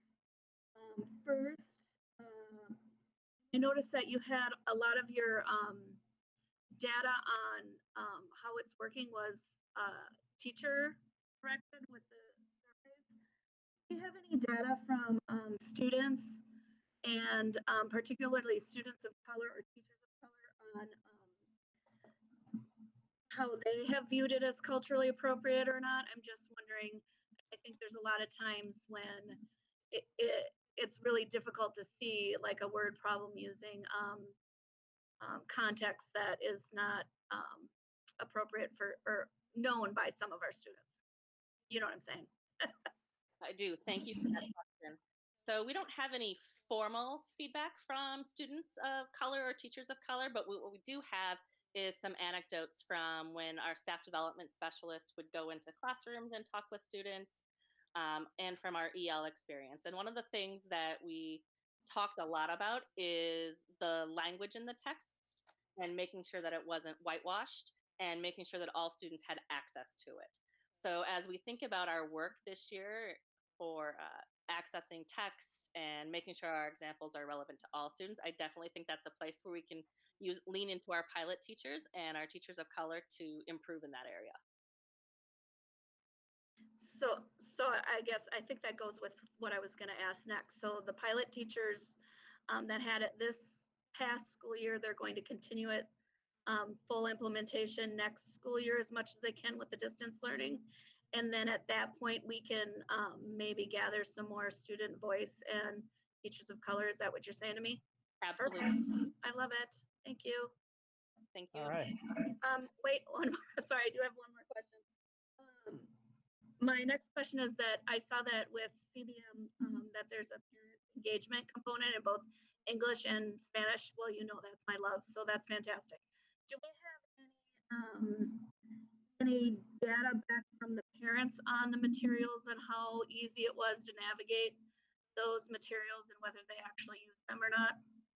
We don't have any formal data. Again, I think one of the things that we can do a better job of is providing some more training for our families and how to access these, making sure that teachers know where they are, and really just communicating clearly from the outset about how to use these resources. Yeah, and I don't need like super heavy duty data. I want anecdotal data directly from, parents of color and other parents. So yeah. Thank you. Appreciate that. I'm finished. Thank you. All right. Thank you very much, Director Mosquito Jones. Director Heather Douglas, do you have a question or comments? I do not have any questions. I agree that we should probably hold off on implementation at this time, but I appreciate all the hard work that has gone into this and look forward to the future. Thank you. Thank you, Director Douglas. Director Dawson Walton, do you have questions or comments at this time?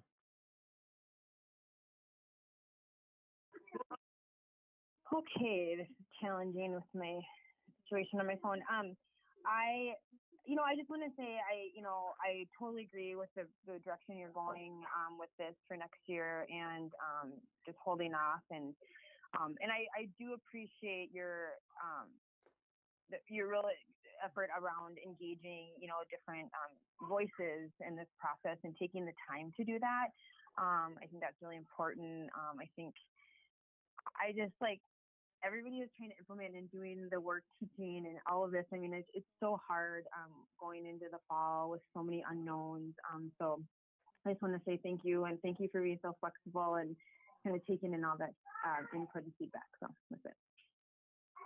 Thank you, Director Dawson Walton. Director Simons, do you have any comments or questions? I do not have any questions. I just reiterate thanks and appreciation for all of the hard work that went into this, and I look forward to when we are able to move forward toward adoption. Thank you, Director Simons.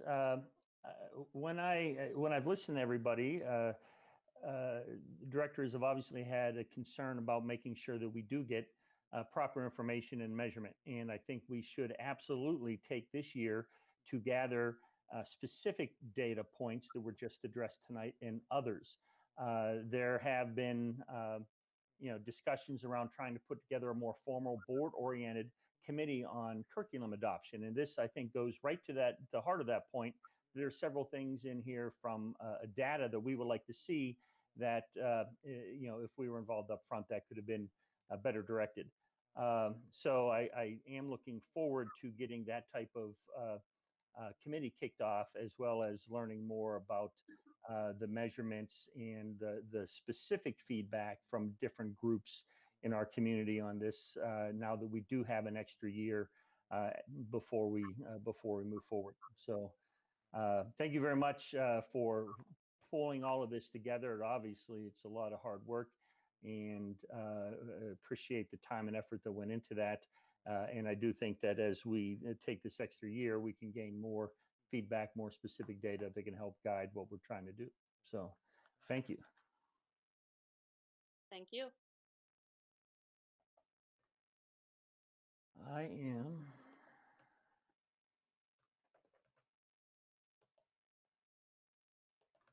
going to the next presentation, which is agenda item number 9, our long-term facilities maintenance plan, and that will be shared by Ron Meyer. Mr. Meyer.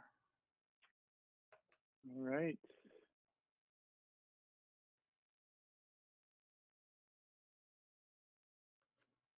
And can everyone see the PowerPoint? Yes. All right, thank you. Good evening, Chair Ostapi, Superintendent McIntyre, and school board members. As you know, each year, school districts with a long-term facility maintenance program are required by the Minnesota Department of Education to submit a 10-year LTFM plan. This plan includes 4 different components: a spreadsheet summarizing the planned expenditures for 10 years, a spreadsheet showing the planned LTFM revenue for 10 years, a statement of assurance form, and proof of school board approval. At the July 21st board meeting, administration will present and request approval of our 10-year plan for submission to the Department of Education. Tonight, we want to give you some background to the 10-year planning process and highlight some elements of the final documents that you will see in July. And with that, I'm going to turn it over to Dale Carlstrom to walk us through some of the projects included in this 10-year plan. Dale. Good evening. Can you folks hear me? Yeah. Yes. Good evening. I'm Dale Carlstrom, Director of Facilities and Transportation Operations. Good evening, Board Chair Ostafi, board members, and Superintendent McIntyre. This evening, we will provide a brief summary of the LTFM process and update the board on the 3-part LTFM project process and planning, construction, and closeout. I will discuss the closeout of 2019-2020, the construction startup of 2020-21, and the planning for the 2021-22 work.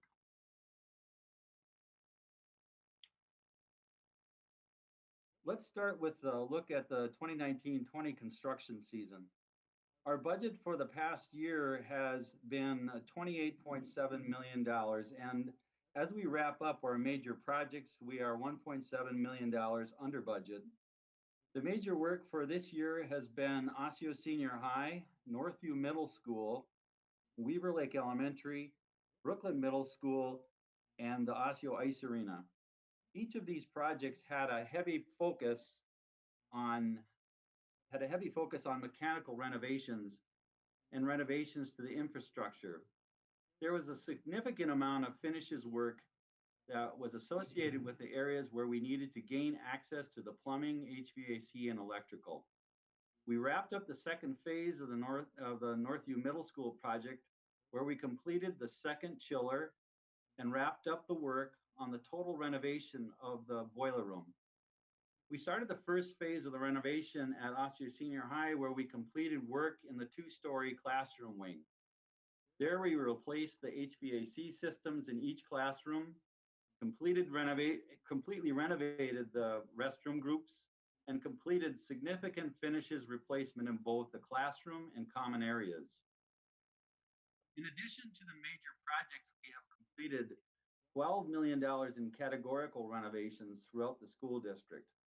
This includes fire safety, health safety, paving, roofing, flooring, door system replacement, lighting, playgrounds, and mechanical equipment replacement. This year, we have touched nearly every school with this work, and we will continue to push forward these efforts to address deferred maintenance. Our 2020-21 LTFM work is underway, and we have been working on the major projects since April. With the COVID-19 challenges, we pushed to get an early start to help with the scheduling challenges inherent in social distancing requirements and implementation of a COVID preparedness plan. The work at Elm Creek and Rice Lake Elementaries is the first half of a large building renovation plan. We are replacing a majority of the mechanical equipment at both sites, as well as work with the cafeteria, gym, kitchen, and office. The second phase of this renovation will be in the classroom side of the building and will be coordinated with the Building a Better Future initiatives. Birch Grove is also a two-phase restoration that will encompass the entire building over 2 summers, 2020, the summer of 2020, and the summer of 2021. With a heavy emphasis on mechanical systems replacement, ceiling and lighting replacement, cafeteria acoustics, and some finishes work. The pool locker rooms at Brooklyn Middle School will be totally renovated, as well as the wall tile in the pool area and the pool lockers on the pool level. We also replaced wall tiles in the hallway leading from the pool to Park Center Senior High School. As we do in every LTFM annual plan, there will be significant categorical work in several areas, such as parking lots, site lighting, building envelope restorations, window and door replacement, painting and roof restoration, floor finishes, landscaping, and mechanical equipment replacement. Our LTFM steering committee has established our priority work for the summer of 2021. We have been working in collaboration with Building a Better Future initiatives to coordinate the deferred maintenance work with the work to improve the system's capacity and educational delivery model. ICS, our project management partner, has updated the 10-year plan that was first introduced in 2016, detailing the current conditions of life expectancy of the major components of the system facilities. We have started work on establishing the project scope for the second phase of Osseo Senior High's renovations with a focus on the 3-story wing. We will do the same work that we did in the adjacent 2-story as we replace the aging HVAC delivery system in the classrooms, renovate the restroom groups, and replace finishes in common areas and classrooms. The second phase of the restoration of Birch Grove has been designed and bid with a phase 1 for the phase 1 work. Our decision to split the work between 2 construction seasons was based on our interest to have consistency with the same general contractor and to have a manageable scope of work that will allow the phase 1 work to be completed in time for the fall startup.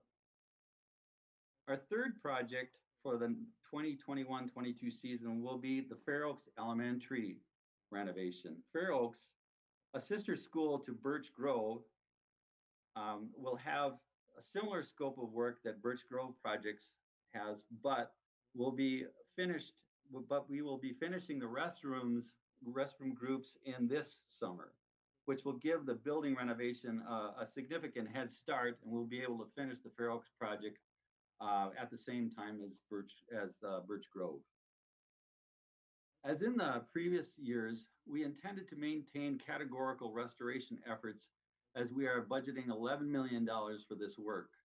Our consultants in the areas of roofing, building envelope, mechanical, electrical, and plumbing equipment have reviewed with us the priority work and will set out district-wide plans to meet the budgets we have established for each category.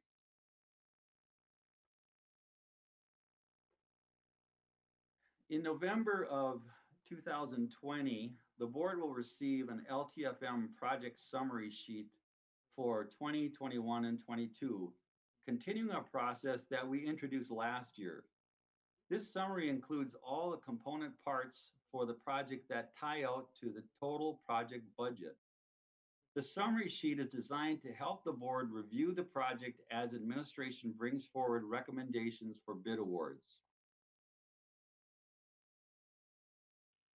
The three-part long-term facility maintenance approval process will be brought to the board in July. This includes the 10-year expenditure plan update, the revised 10-year revenue plan, and the fiscal year 2021 application for LTFM revenue statement of assurances. Shown here is a draft of the LTFM 10-year expenditure plan that administration will recommend to the board at your July 2020 regular meeting. This is a rolling 10-year plan that the board reviews and approves annually and is sent to the Minnesota Department of Education for their review as well. The 10-year plan is a source of direction for our LTFM project planning, and the budget amounts that I have been discussing this evening are reflected in the first three areas of the 10-year expenditure plan. The expenditure plan has a health and safety category. This is reported separately, and a deferred maintenance section that lines out categories of categorical work such as electrical, plumbing, mechanical, and roofing. The totals found at the bottom of this form are the target totals used to build our annual LTFM budget.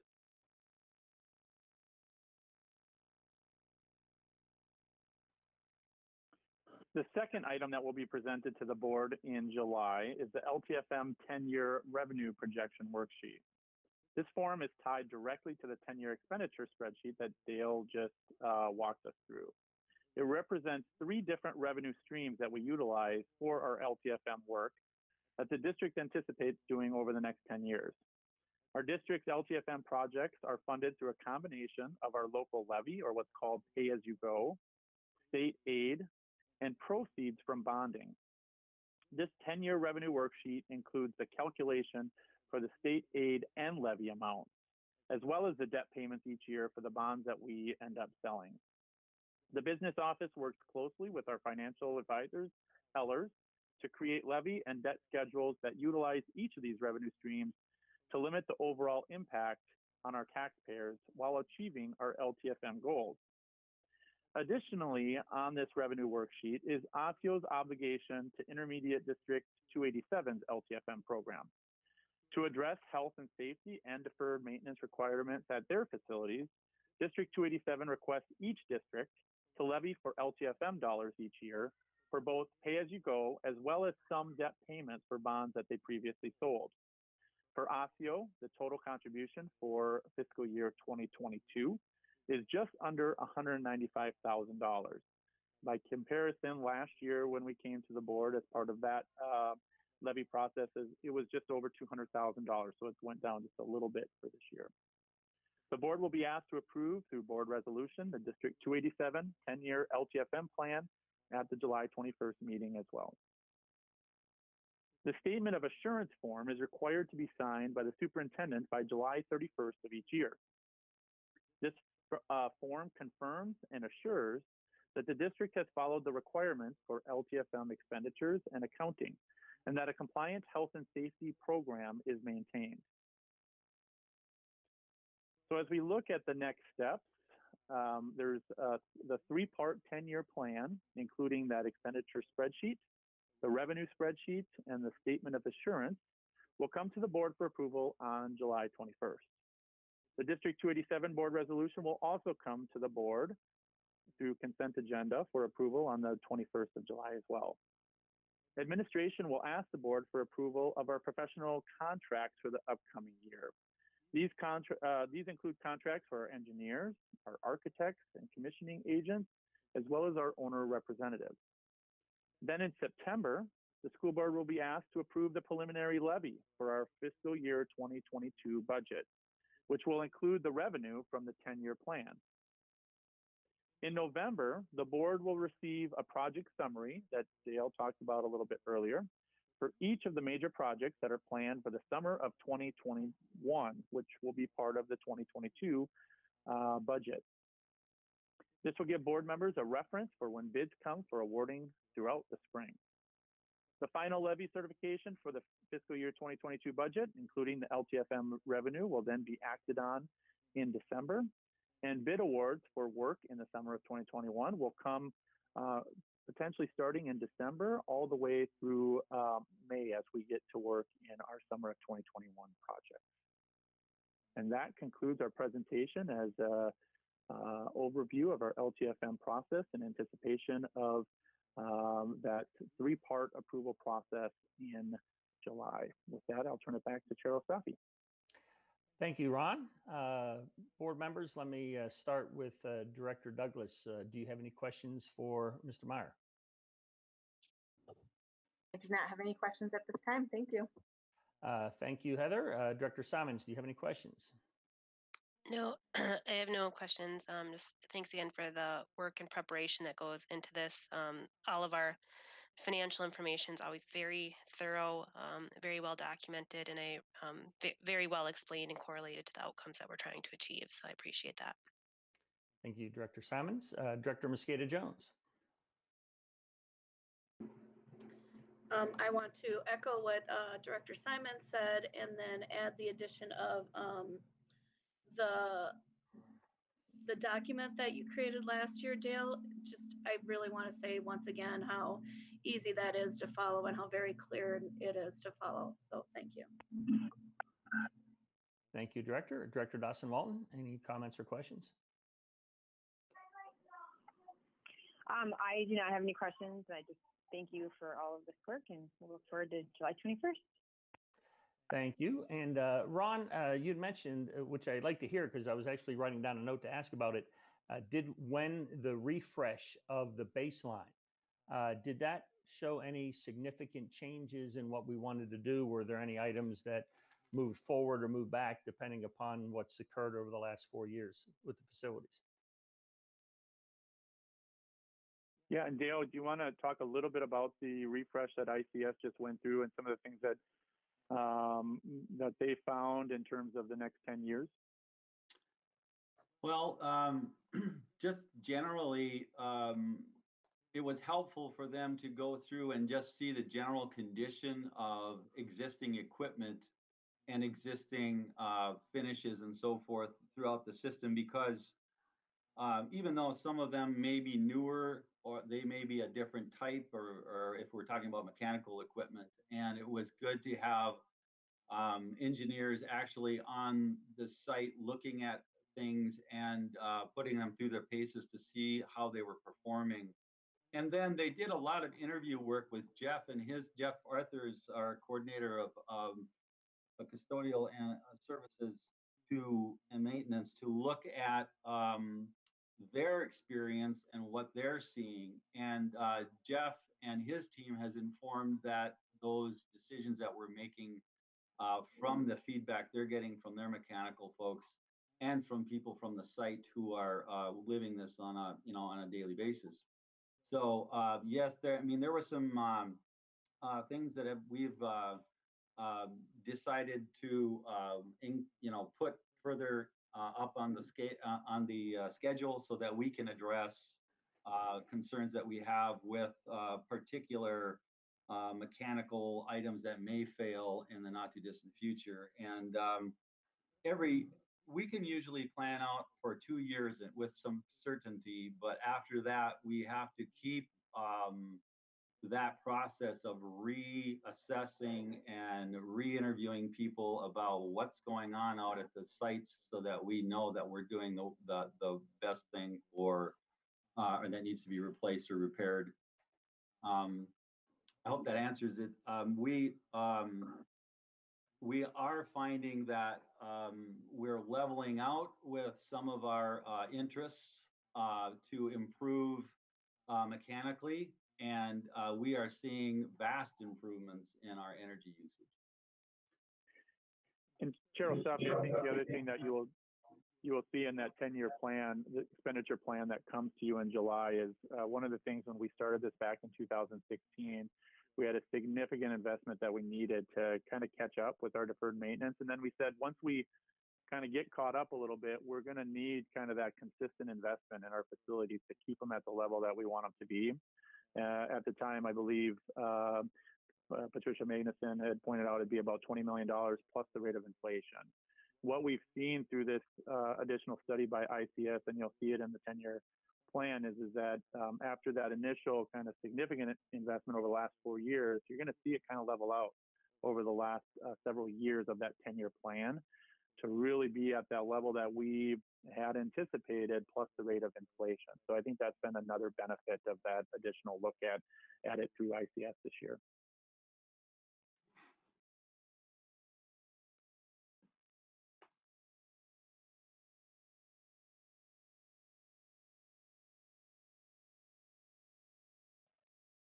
I think you're on mute, Mike.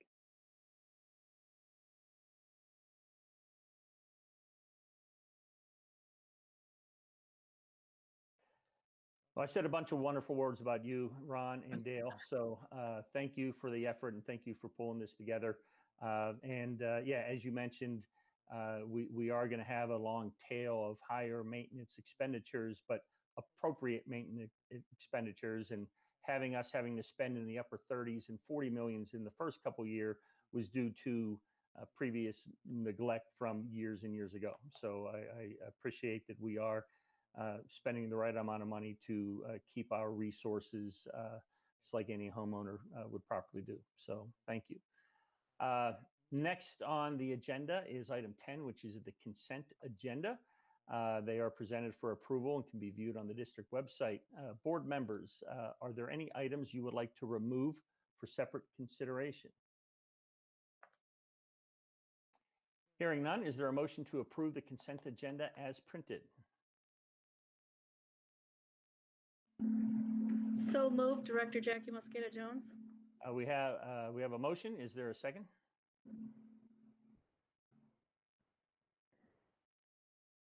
Second. Okay, second by Director Douglas. Is there any discussion? Hearing none, a roll call vote will be taken by the board secretary. Board members, please respond with aye or nay when Sherry calls your name. Sherry. Director Simons. Yay. Director Mosquito Jones. Aye. Director Douglas. Yes. Director Dawson Walton.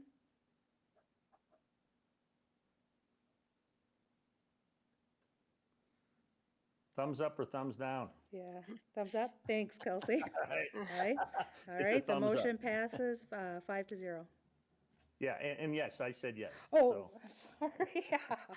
So That's all right. It's warm in this okay. room tonight. All right, next on the agenda are action items regarding building a better future and our superintendent recommendations. So, Mr. McIntyre. Thank you, Chair Ostapi. For over a year, our district's been engaged in a comprehensive facility process that looks at our needs in analyzing our enrollment and capacity in our next generation learning spaces, safety and security, and our athletics. You've heard a lot about that over the last few months and extending back into the last couple of years. Specifically, the school board heard from each of those study areas this past January, and the comprehensive findings of those groups were forwarded to an oversight task force that worked earlier this spring to prioritize the list needs, the funding sources, create timelines for the projects, and create an engagement plan to keep our stakeholders informed of the work and see feedback when options were identified. In April, the school board heard those recommendations that the oversight task force made to me as superintendent. And in May, I presented to you my recommendations for your consideration. As part of those recommendations, I did include that you delay your vote until tonight, the June 23rd board meeting. And my reason for asking you to do that was three main reasons. One was to give you time to hear our proposed 2021 budget and the budget outlook for the next few years to come, which you heard at the work session on June 9th. It also gave you a chance to hear a summary from the legislative session anything that's currently happening from the legislature, from Valerie Dosland, who also provided you that update on June 9th. And just as much, really just the time for anything else, any new information that you wanted as a board in your decision making, any additional information you want that might answer any questions you may have. And we took advantage of that and provided you with some additional information on June 16th last week regarding the Rice Lake edition and some changes that happened around state codes. So with that in mind, we're at a point of asking you to vote on those recommendations. I'm just going to quickly read those 6 recommendations one last time. My recommendations are that you move forward with the priority level 1 items that were determined to be the highest priority and have available funding. These included a $9 million addition to Rice Lake LTFM projects and professional development for next generation learning spaces. Number 2 was utilize a combination of 5 different funding sources for those facility needs, including voter and board approved options. Number 3, take additional study time to better identify facility needs in elementary, secondary, student services, learning spaces, community education, furniture standards, career and technical education areas, and middle school athletics, as well to identify options to address undercapacity in our facilities. This study would be completed in about a year, by the summer of 2021. Number 4 would be to begin the Rice Lake addition and specific LTFM projects that are recommended in the summer of 2020, and other projects that would be scheduled after a potential bond referendum, operating levy, and capital projects levy that would be approved by the voters no earlier than November 2022. Create a community engagement and communication plan to inform stakeholders of the current work and to solicit community feedback when looking at those comprehensive options, including referendum questions when they're developed. And then lastly, reconvene that oversight task force in the summer of 2021 to review the additional study areas and create a comprehensive facilities plan, including funding and community engagement options. So with that, I recommend the school board approve the 6 comprehensive facility recommendations, including a $9 million addition to Rice Lake Elementary utilizing lease levy funding. So the next steps, should you do that, upon approval, the planning process for the addition at Rice Lake would begin, including the MDE review and comment process, and then the preparation of sales certificates for participation, which would likely occur in February. Additionally, the study groups referenced earlier would be assembled to begin those study areas with the goal of completing their work by next summer. And then finally, our LTFM work would continue and projects would be prioritized based on those recommendations. So with that, Chair Ostafi, I'll turn it over for you for the vote. Thank you, Superintendent McIntyre. Is there a motion to approve the Building a Better Future recommendations from the superintendent? So moved, Heather Douglas. We have a motion. Is there a second? Second, Director Simons. We have a second. Is there any discussion?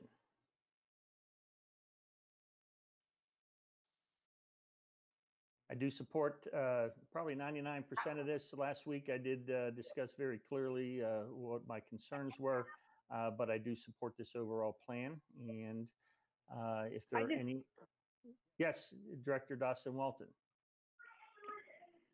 I just want to say I do support this plan. I think there's been a lot of conversation just to ensure that, as we advance and we start to look at our strategic priorities and moving forward as a district, that we just really look holistically at our district and recognizing that we help, as we've alluded to, have an sorry, you guys, everybody just came in my house. We have an, undercapacity issue too.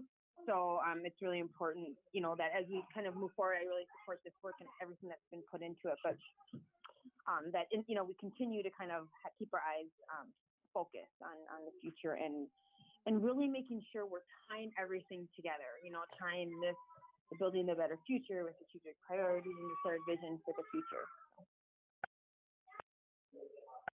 Okay. Thank you, Director Dustin Walton. Any other comments or questions? Director Simons? Yes. Well, actually, hold on. Oh, wait. Yeah. So I do. We've talked a lot about the the short-term nature of the options and the difficulty with that. And I'll just reiterate what I indicated in our work session, which is that there might have been better options for the short term, but because of the timing and critical nature of this, I don't feel that we have that extra time to do something that's better than this option in the short term. So we just need to continue to, as Kelsey said, make sure that we're really looking at this holistically and that we're using our time. And I would add that we're using our time wisely over the course of responding to over and under capacity issues, so that we don't feel like we're kind of in a pinch to maybe make a suboptimal decision that if we would have taken action sooner could have fit into a more holistic long-term picture, maybe a little better. All right. Thank you, Director Simons. Director Douglas, did you have any comments? And Director Mosquito Jones? No comments. Okay. And yes, so let me finish up on mine. I do have I do have concerns over. I thought there were better options, and what going forward, I want to make clear that we don't need unneeded administrative constraints. That everything should be on the table without the guidance in some of these community meetings of administrative constraints being put on when we're looking at the overall holistic picture. So with that, I have no other comments. There's a motion to approve the Building a Better Future, and there's a second. We've had our discussion, and Sherry, if you could take a roll call vote, please. Dustin Walton?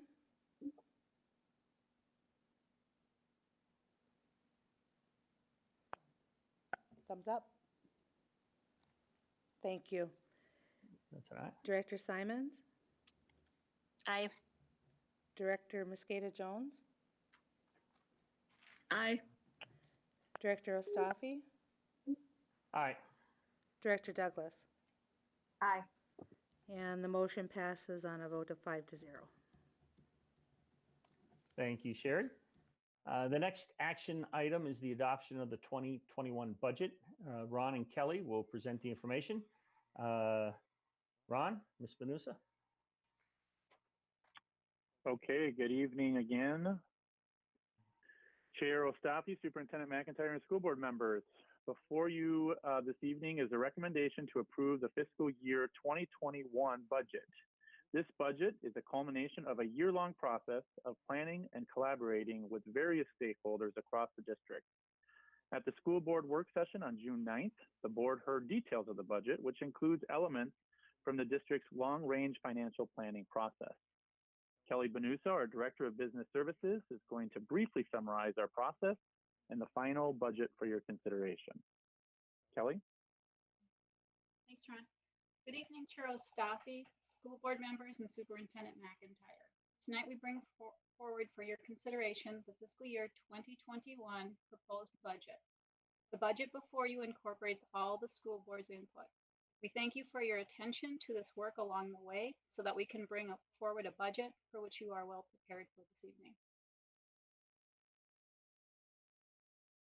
Budget decisions are made using the long-range financial planning framework, which includes a financial forecasting model that provides the basis for our budget planning for financial sustainability.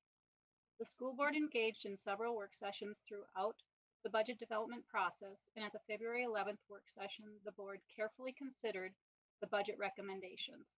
The LRFP advisory team's assessment of impact was provided to the board prior to the action by the board at the February 18th school board meeting. Here's a summary of the long-range financial planning framework. The framework provides coherence between our system's strategic plan and the allocation of resources through the collaboration of budget managers, and it describes the direction provided by the school board.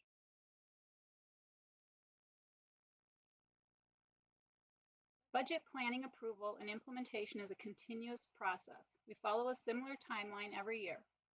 The school board approved strategic priorities in June of 2019, and the department staff aligned continuous improvement plans with the strategic priorities. The board met to set the budget targets at the November work session, which provided direction for staff in preparing the program efficiency and abandonment and redirection or PAIR narratives that describe needed adjustments to meet budget targets and complete the work on strategic priorities. The levy was approved in December, and the PAIR summaries and strategic investments were approved by the school board in February. We then prepared the final budget, and we monitored the impact of the legislative session and COVID-19. The budget presented is the same as the budget discussed at the June 9th work session. The budget is the culmination of this process and will continue this process for the next year's budget cycle. Next, we'll provide information regarding the fiscal year 2021 budgets. The budgets that will be adopted are for all 5 funds listed on the slide. In the presentation, we'll provide detailed information about the General Operating Transportation Fund because it makes up most of the overall budget. Details of these budgets were discussed at the June 9th work session. The fiscal year 2021 General Transportation Fund revenues are budgeted to increase 1.99% or $5 million compared to the fiscal year 2020 revised budget. The following are a number of significant revenue changes from the previous year's budget. The largest area of increase for revenues was in general education aid. This was due to a formula enhancement of 2% and a projected increase of 66 adjusted average daily memberships, or adjusted ADMs, which has then been reduced for 75 kindergarten students. Special education increased $2.2 million due to revised estimates, combined with the April 28, 2020 board-approved fiscal year 2020 mid-year budget adjustment due to the impact of COVID-19 for $287,000 that impact the fiscal year 2021 revenue formula. Decreases in interest revenue of $1.2 million and delinquent taxes of $500,000 are also due to the impact of COVID-19. Abatement revenues increasing $762,000, and the voter-approved operating referendum and local optional revenue increase is due to the inflationary increase and growth in projected students, resulting in an additional $749,000.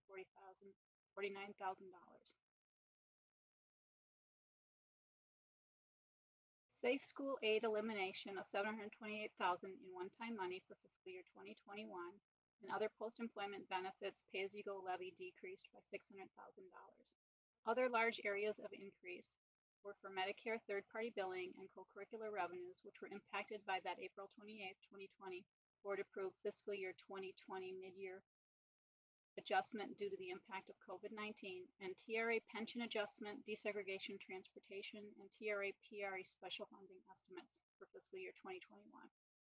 Other large areas of decrease were for tax increment finance and judgment levies estimates. The fiscal year 2021 General Transportation Fund expenditures are budgeted to increase by 3.19% compared to the fiscal year 2020 revised budget. This is lower than our recent expenditure trend growth of 3.75%. Through board direction and discussion, we lowered the trend to 3.25%. The budget tonight is slightly lower and includes the February 18th board-approved adjustments of $822,301. Through the long-range financial planning process for fiscal year 2021, the board approved an increase in budget capacity of $478,915 to create a teacher contingency based on enrollment growth and strategic investments of $343,386.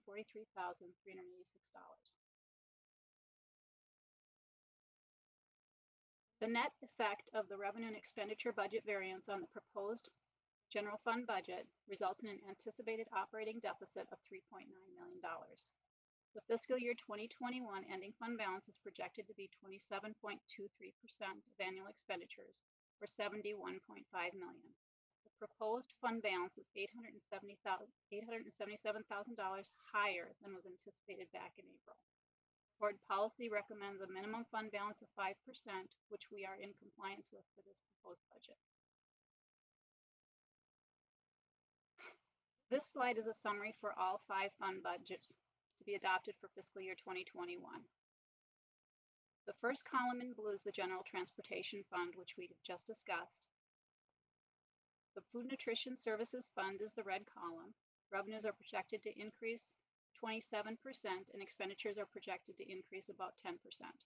The increases are mostly due to the April 28th, 2020 board approved adjustments for the mid-year due to the impact of COVID-19.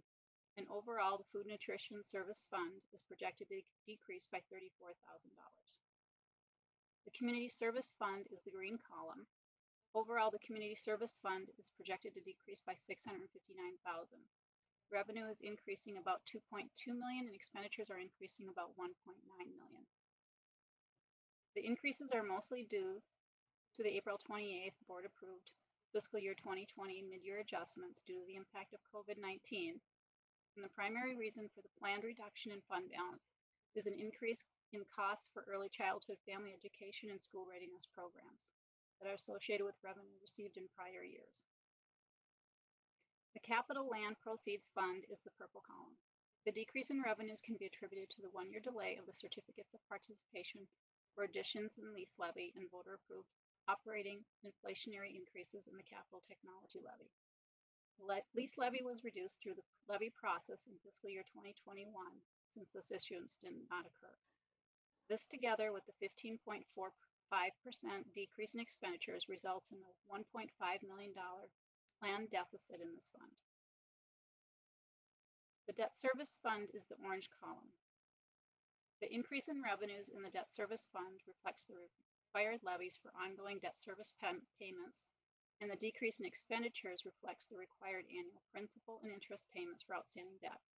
The Debt Service Fund balance is projected to be $4.1 million at June 30th, 2021. The action item tonight is the recommended adoption of the fiscal year 2021 budgets for all funds. The adoption means that the budget was prepared in accordance with the board direction.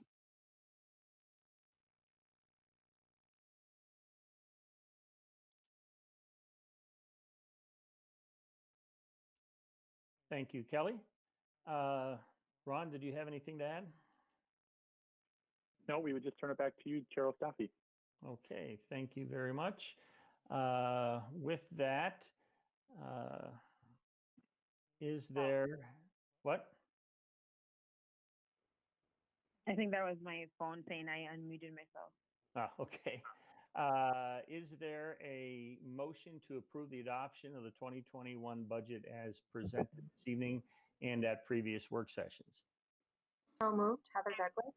Thank you, Director Douglas. Is there a second? Second, Director Simons. Is there any discussion? I appreciate the work that Director Simons, did you have a question? No, I was going to make a comment. Sorry, I'm slow moving tonight. Again, we spent a lot of time diving into these at the work session. We talked a lot about the macro environment that may be changing around us. And so I'm happy that we are in a strong financial position as a district and able to easily approve these budgets. But we did get a lot of good information about things that could be changing going forward. Thank you, Director Simons. Anyone else? Unmute and I'll call on you. Chair Ostafi, I just love to make a comment quick. I just want to say thanks to our team for the very agile work this spring during all the changes that came with the school closures and the distance learning. They were constantly reevaluating and reanalyzing and recalculating. So to get to this point does reflect, as was said earlier, their hard work and constant adjusting, right? So we should feel very fortunate with our financial situation. Yeah, thank you, Superintendent McIntyre. And I agree with that. And I second the fact that we do have a strong balance sheet. We have been looking at that very closely and making the right decisions as it comes to tax revenue from the state, from the county. And thank you for answering a lot of my questions about that over the past several months. So with that. Can I just say one thing? Oh, this is Kelsey. there it is. All right. I just wanted to, we're in a very, very fortunate place in our district financially. And I really appreciate the care that your team takes into with our budget and ensuring that we're in a place that, I mean, I've talked to a lot of other school board members across the state, and we're very, very fortunate. So thank you. All right. Thank you, Director Dustin Walton. Seeing nobody else unmuted, let's take a roll call vote. Ms. Lincoln. Director Douglas? Aye. Director Simons? Aye. Director Dawson Walton?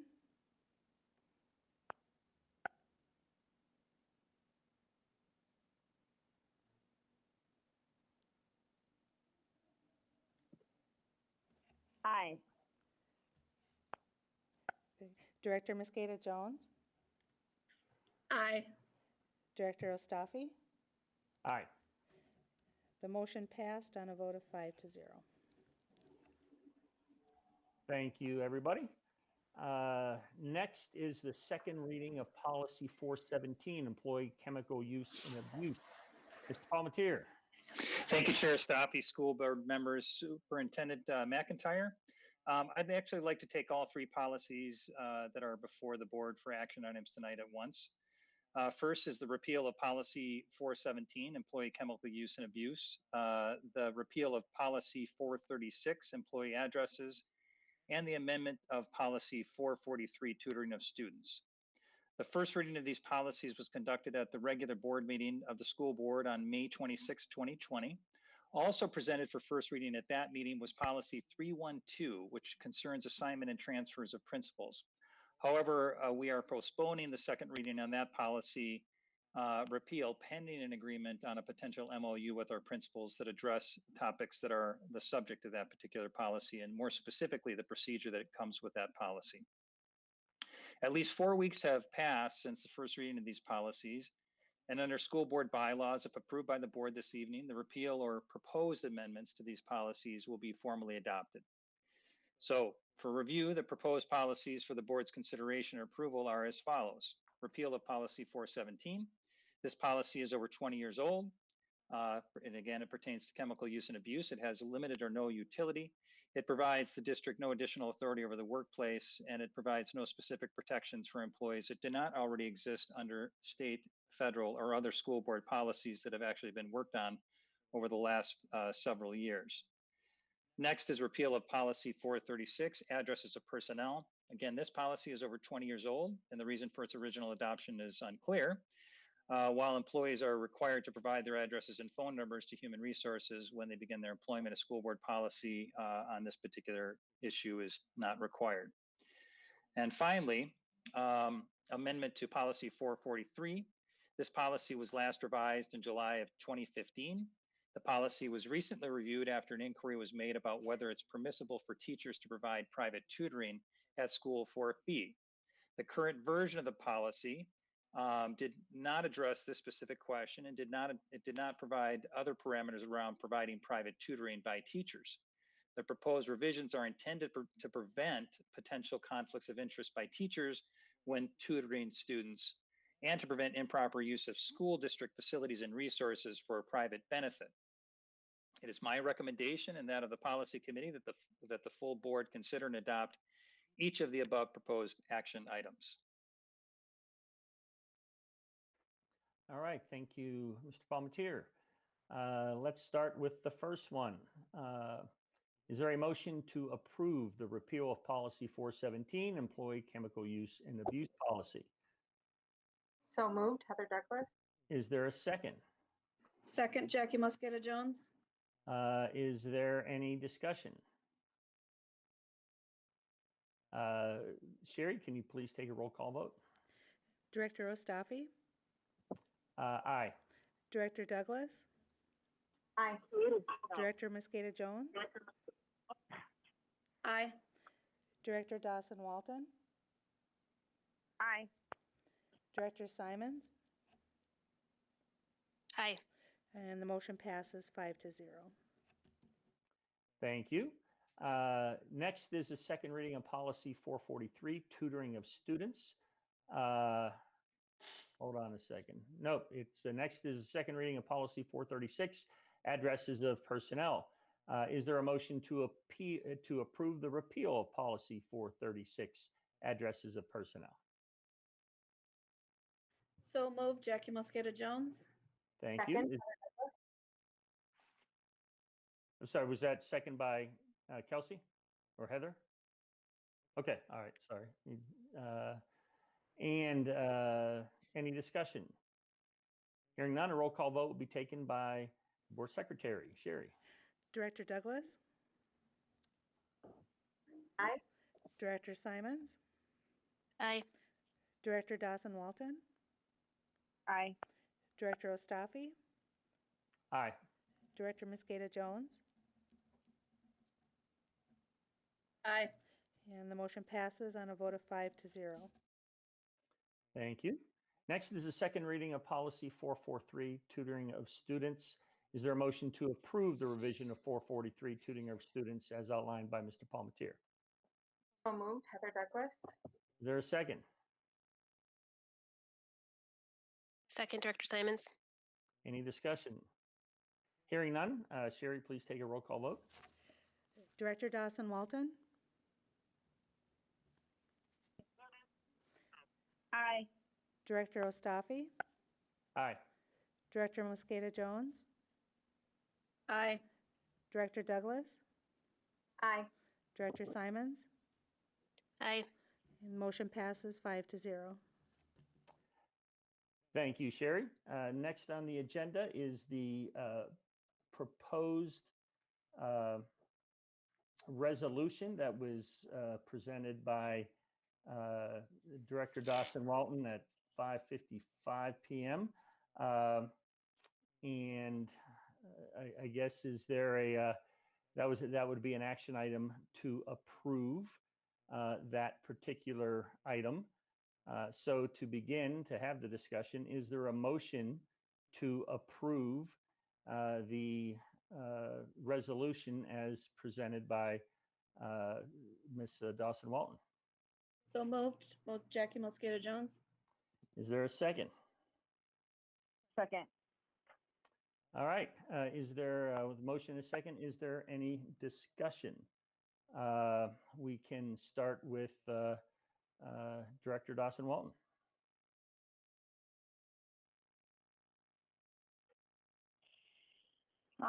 Yeah, so given that we have the last couple board meetings really gotten into the discussion around how we're going to address the recent events that have happened in our state and across the country and internationally as a result of the murder of George Floyd and the impact it's had on us as an educational institution.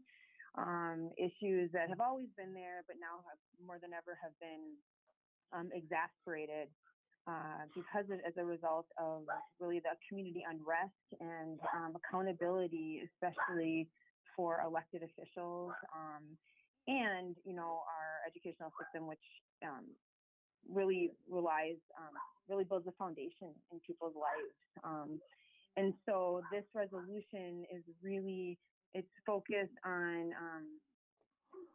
justice for George Floyd and support for his family and life and legacy that has sparked an international movement.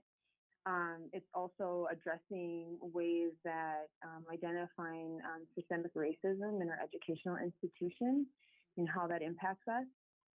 Then it's also lifting up our Black and Brown students and their voices and our staff and teachers who historically have been marginalized in the educational system. So that's the gist of the resolution. I don't know if Director Mosquito Jones, what you were planning to do. You made the motion to amend the agenda to add this. So I don't know if you're going to read it or if you had any comments on it.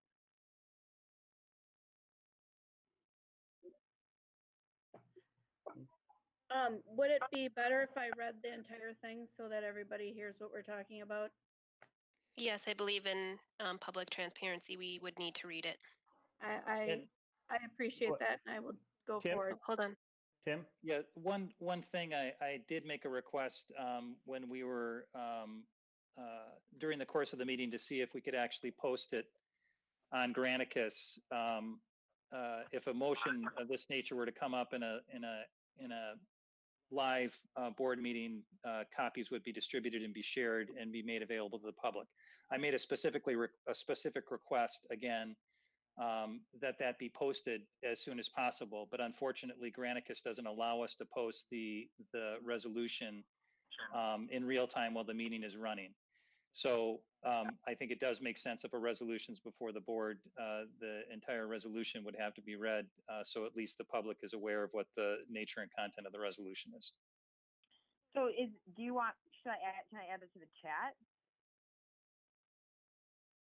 I don't think anyone sees it in the chat. Oh, okay. All right. So I didn't read it because Jackie put forth the resolution, so to amend the agenda. So go ahead, Jackie. Certainly. My next question is there a way to project it on this screen since we have it by electronically or not? Can I do that or not? Again, I don't. I'll just read it. I don't believe so. Don't worry about it. All right.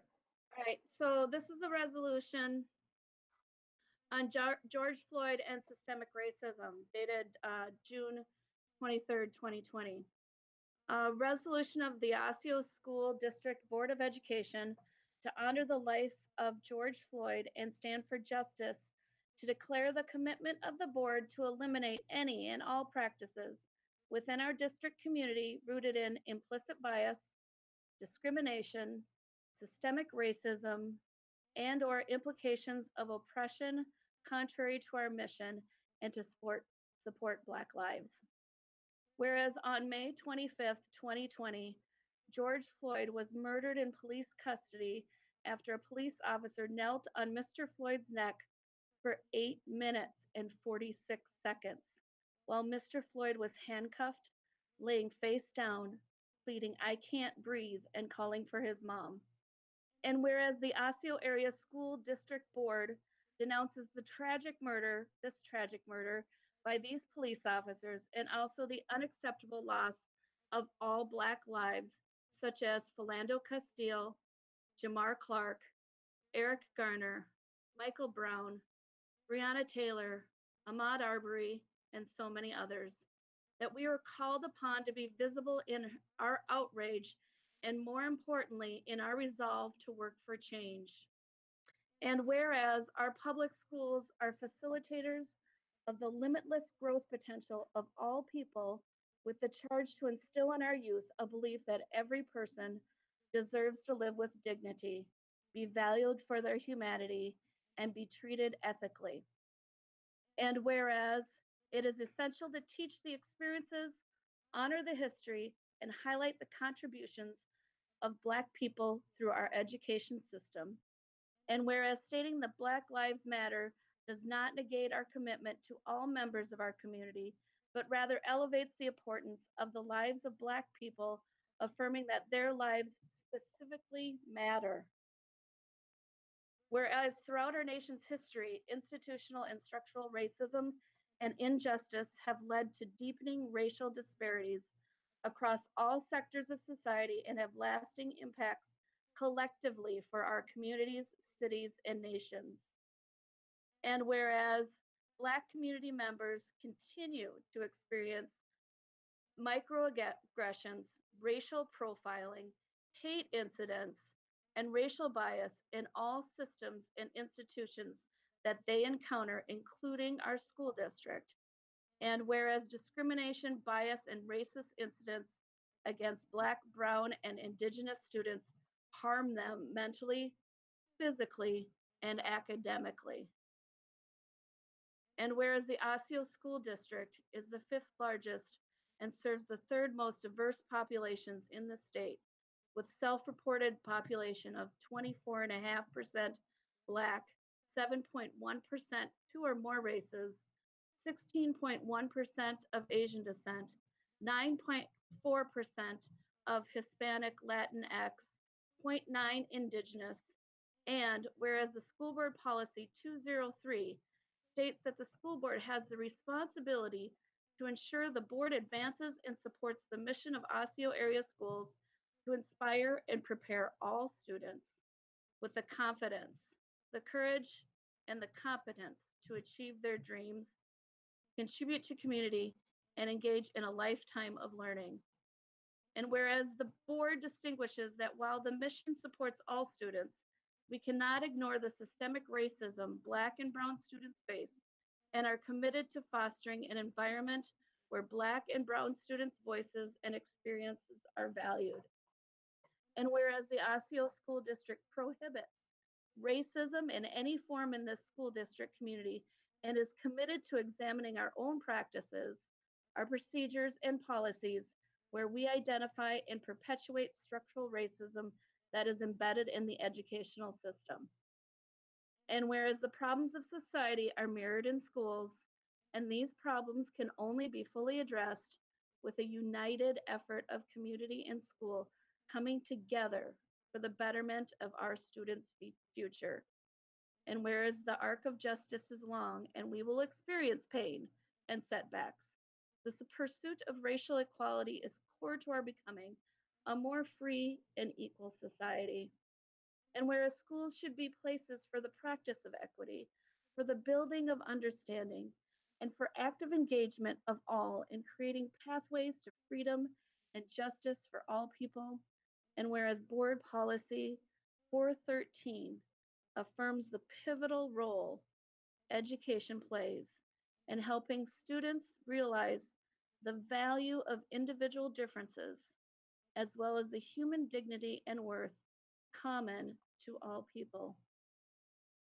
And be it resolved that the Osseo School District Board of Directors sends condolences and support to the family of George Perry Floyd and stands with the thousands in our country and around the world, including members of the Osseo School District community who have engaged in peaceful protests to affirm that Black lives do matter and to call for an end to the social injustice and systemic racism that permeates the fabric of our country, and further resolved that the board is dedicated to our mission that require our adherence to policies and practices that promote equity, fairness, access, and an inclusive environment of mutual respect for all members of the Osseo School District community.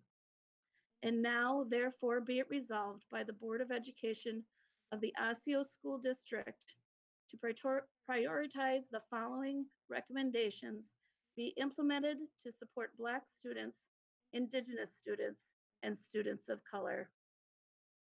1, honor George Floyd's life at the July 21st school board meeting with 8 minutes and 46 seconds of silence throughout the district, including communications to promote this action to our school district community, which will allow our community to come together as one and heal and unify our district. 2, Osseo Area School District joins cities, counties, and states across the country in affirming a commitment to the safety and well-being of Black people, to combating hate crimes and institutional racism, and to an education free from discrimination. 3, Osseo Area School District will continue its efforts to provide a safe and welcoming school environment for all students, working with community and other government agencies. 4, issue a board statement committed to support Black, Indigenous, and other families, students, and employees of color during a work session.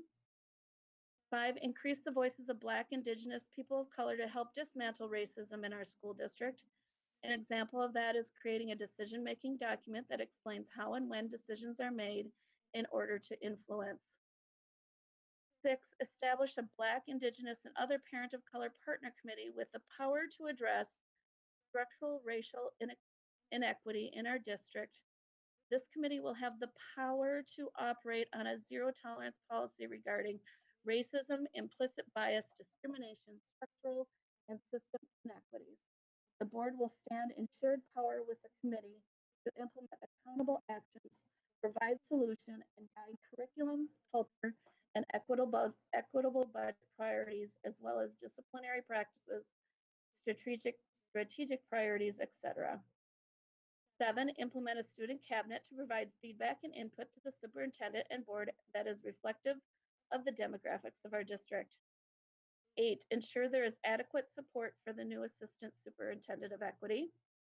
9, commit to conducting listening sessions and engaging with our school community to have difficult racial discussions and to reach solutions and address priorities together.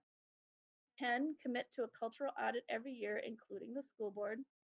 11, create space to engage students, parents, staff, and our community regarding student resource officers. 12, require board members and all leaders to address racial disparities directly in every policy, including training and accountability. 13, identify ways to contract equitably in the areas of construction, purchasing, transportation, etc., to ensure we are inclusive and reflective of our demographics. 4, commit resources to support Juneteenth celebration annually in the schools and district. And 15, sponsor minimally one training or convening district-wide recognizing Black lives, equity, and inclusion to include a regional and or nationally culturally responsive presenter. That is the resolution before the board.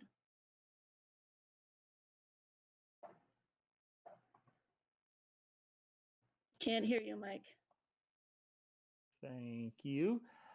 So we have the resolution has been read. We have for discussion. Director Simons, do you have any comments? Yes. So I am generally opposed to resolutions because our board practices provide the appropriate forum for developing board policy and action. However, sometimes there are events in our community that affect our students and families that create a need for our school board to have a voice. The resolution presented was sent earlier, and I had the opportunity to connect with Director Dustin Moulton on it. I appreciated the opportunity to gain greater understanding and to have some of my feedback incorporated. That is why the revised proposed resolution was sent a second time prior to the meeting. At the board work session on June 9th, we each had the opportunity to express our thoughts on how the George Floyd murder impacted us as individuals and our community, and to express support for our community and to reiterate our individual commitment to our work to ensure students of colors are fully supported, achievement gaps are eliminated, and all students have access to an education that empowers them to achieve their dreams. I feel my comments at that time expressed my authentic voice as an individual and as a board member. Last week at our June 16th board meeting, we discussed and supported ideas to continue to build on our work in ensuring our students of color are achieving at the highest levels. To ensure the brilliance of our students shine brightly, Superintendent McIntyre referred to this in his update. And with that, I affirm my support for Superintendent McIntyre's statements in that report. I support statements in this resolution to ensure all of our policies, practices, behaviors, and expectations focus on ensuring every single student achieves their dreams and that we practice zero tolerance to racism in our district. I support statements that recognize the history and impact to our Black students, community of color, and Indigenous people. I appreciate Director Dustin Moulton's comments to me today that we must be willing to talk about the past to move forward to the future. I support statements that articulate our desire to drive new action, to drive real change that will result in a dramatically different outcome versus where we are at today.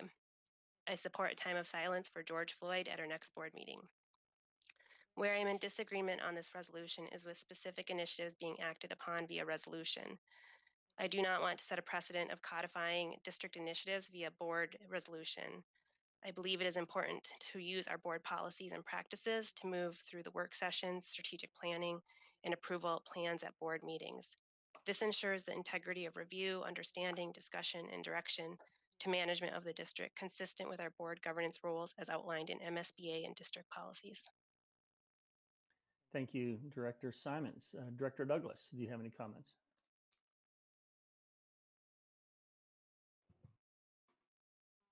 Thank you, Chair Staffy. I am not really sure what to say. I feel I'm really disappointed that I wasn't given the opportunity to participate in this prior to today or tonight. And so my voice is not reflected in this whatsoever. And as a board member, I feel like if we're going to be bringing a resolution forward, that we should all have an opportunity to have input in that. I agree with a lot of the information that's in the resolution and the statements that were shared there. I agree with a lot of things that Tanya also said. And so at this point, I feel a bit caught off guard. And given that this specific iteration was not submitted to the board until 5 minutes prior to the board meeting, I'm really not sure how to proceed at this point.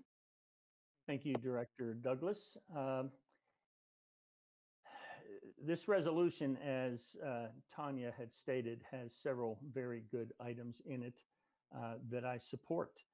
However, these are all items that should be coming through our strategic planning process so that we can all discuss it in the open with our citizens. It should come through our policies because several of these items are policies. And again, that should have the discussion and the proper policy adoption. And we should have the ability for our administration to make certain decisions. As Superintendent McIntyre had stated last week, he had gone over a whole list of items that he was already planning to do that come from some of the items that are in this list. You know, this is a multi-thousand word 2 or 3 page document that was given to us at 5:55 p.m.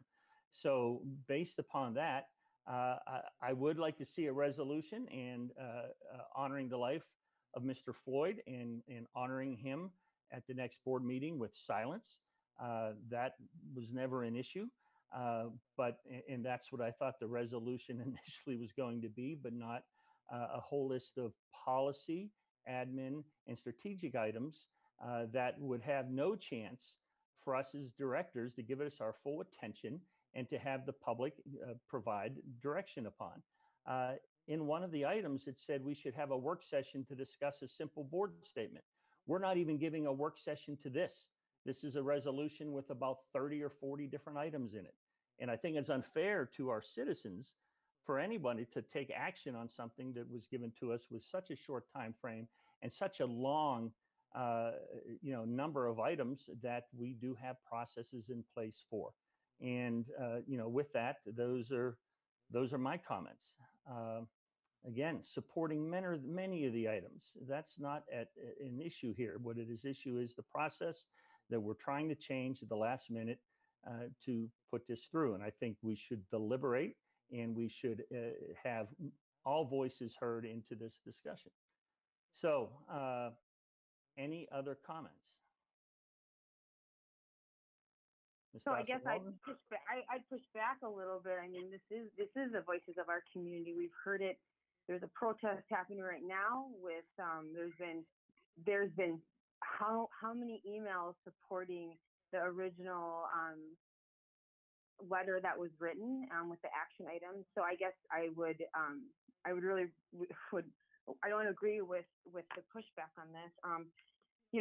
When we want change, you have to do things differently. Many other districts across the country have also passed resolutions of this form, and if you don't support this resolution, we'd have to just move forward with it and just keep bringing it back, I suppose, to the board. So I don't know. Again, I'm probably going to ask Tim here. So apparently, then, if 3 members don't seem to support the resolution, then it doesn't move forward in this situation. Is that correct?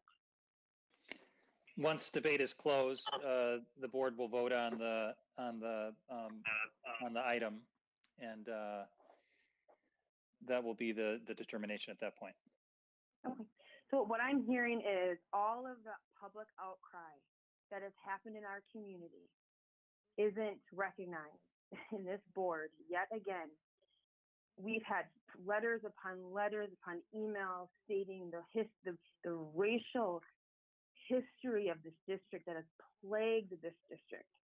Black and brown students are begging this board to take bold action. There is absolutely nothing in this resolution that is outlandish at all. The items at the end, the action items, are absolutely in line with where we're going with our district. And as a board, we're saying we support what our superintendent is doing. We helped form those that leadership. So I'm very disappointed with the comments between three of the board directors. I thought our commitment was toward racial equity and against any racism. So, I'm left to, obviously the majority isn't supportive of this resolution, and I really feel we're starting all over again, but I will be bringing this resolution back again. I would like to also add that I'm hearing argument that this has not been seen. There may be 2 or 3 things on this that were not on the original letter. There have been 2 weeks to email, discuss, say I'm not okay with certain things, and I haven't heard anything, but I've heard from multiple stakeholders, including staff of color, who have told me microaggressions and straight out racist that they've heard from other employees of our district. That tells me that we need to be stronger now, and that if we truly want every single, that's happening from staff to staff. What is going on with our children? I mean, this is not, it's not okay. We have to make a strong statement, and we all have to work together. I know all of the people here want what's best for our kids.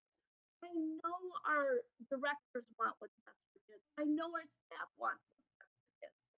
This is research backed. These are research backed procedures, practices that will address that. I don't understand what the problem is. Excuse me, Director of Staffing, may I speak? Yes, Director Douglas. Thank you.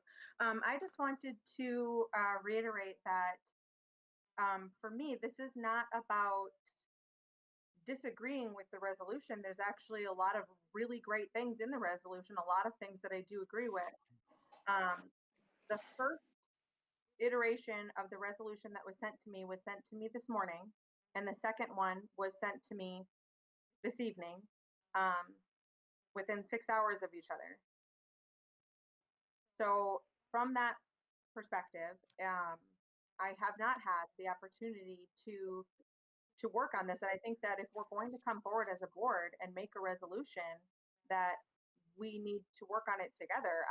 I would propose that we hold a work session to come up with a resolution to present at a board meeting that we support. Like I said, there's a lot of things in this resolution that make sense. But I haven't had the opportunity to really fully evaluate it and give it the time and attention that it deserves. With all due respect. Wait. Thank you, Director Douglas. Do you have a question, Director Mosquito Jones? And please direct it to the board. Once again, the letter that we sent was sent 3 weeks ago, 2 to 3 weeks ago. I can look up the date if that's going to be a contention. Most of that letter is in this. There are very few things that are different. Juneteenth is what's different. I sent an email to the district, to all the board members, 2 days after George Floyd was murdered, asking for a board statement. I got no responses. It's been almost a month. 2 days will be exactly a month, and we haven't done anything. I'm disappointed. Thank you, Director Mosquito Jones. The 15 points that you mentioned were, in fact, in your letter from 3 weeks ago, but the entire preamble to this entire thing that you read was not. And for the first time I heard it or read it was when you went through it. Again, I heard some very good things, but to say that there's nothing different in it is incorrect with just bullet point 15. And again, last week, our superintendent had made it very clear that he is driving down a path of addressing many of those. And we also, last week, stated in our work session on strategy to look at several of those other items. So to say that this hasn't been addressed, I believe is incorrect. And this is something that should most appropriately be done in an open work session by the administration, in a strategic planning session, and in policy sessions. As has been outlined, these are all things that are in there that address all of those. And no one is stating we don't want to do this work. You are stating that. No, we're not stating. Yes, Please, you are. I'm Yes, still you have are. the floor. I am stating that we need to do the work in the direction, in the avenues that have been already granted, and that we want to address them. No one has said we don't want to address these in strategic planning. No one has said we don't want to address these with administration. In fact, we've said the opposite. And no one has said that we don't want to address that from policy.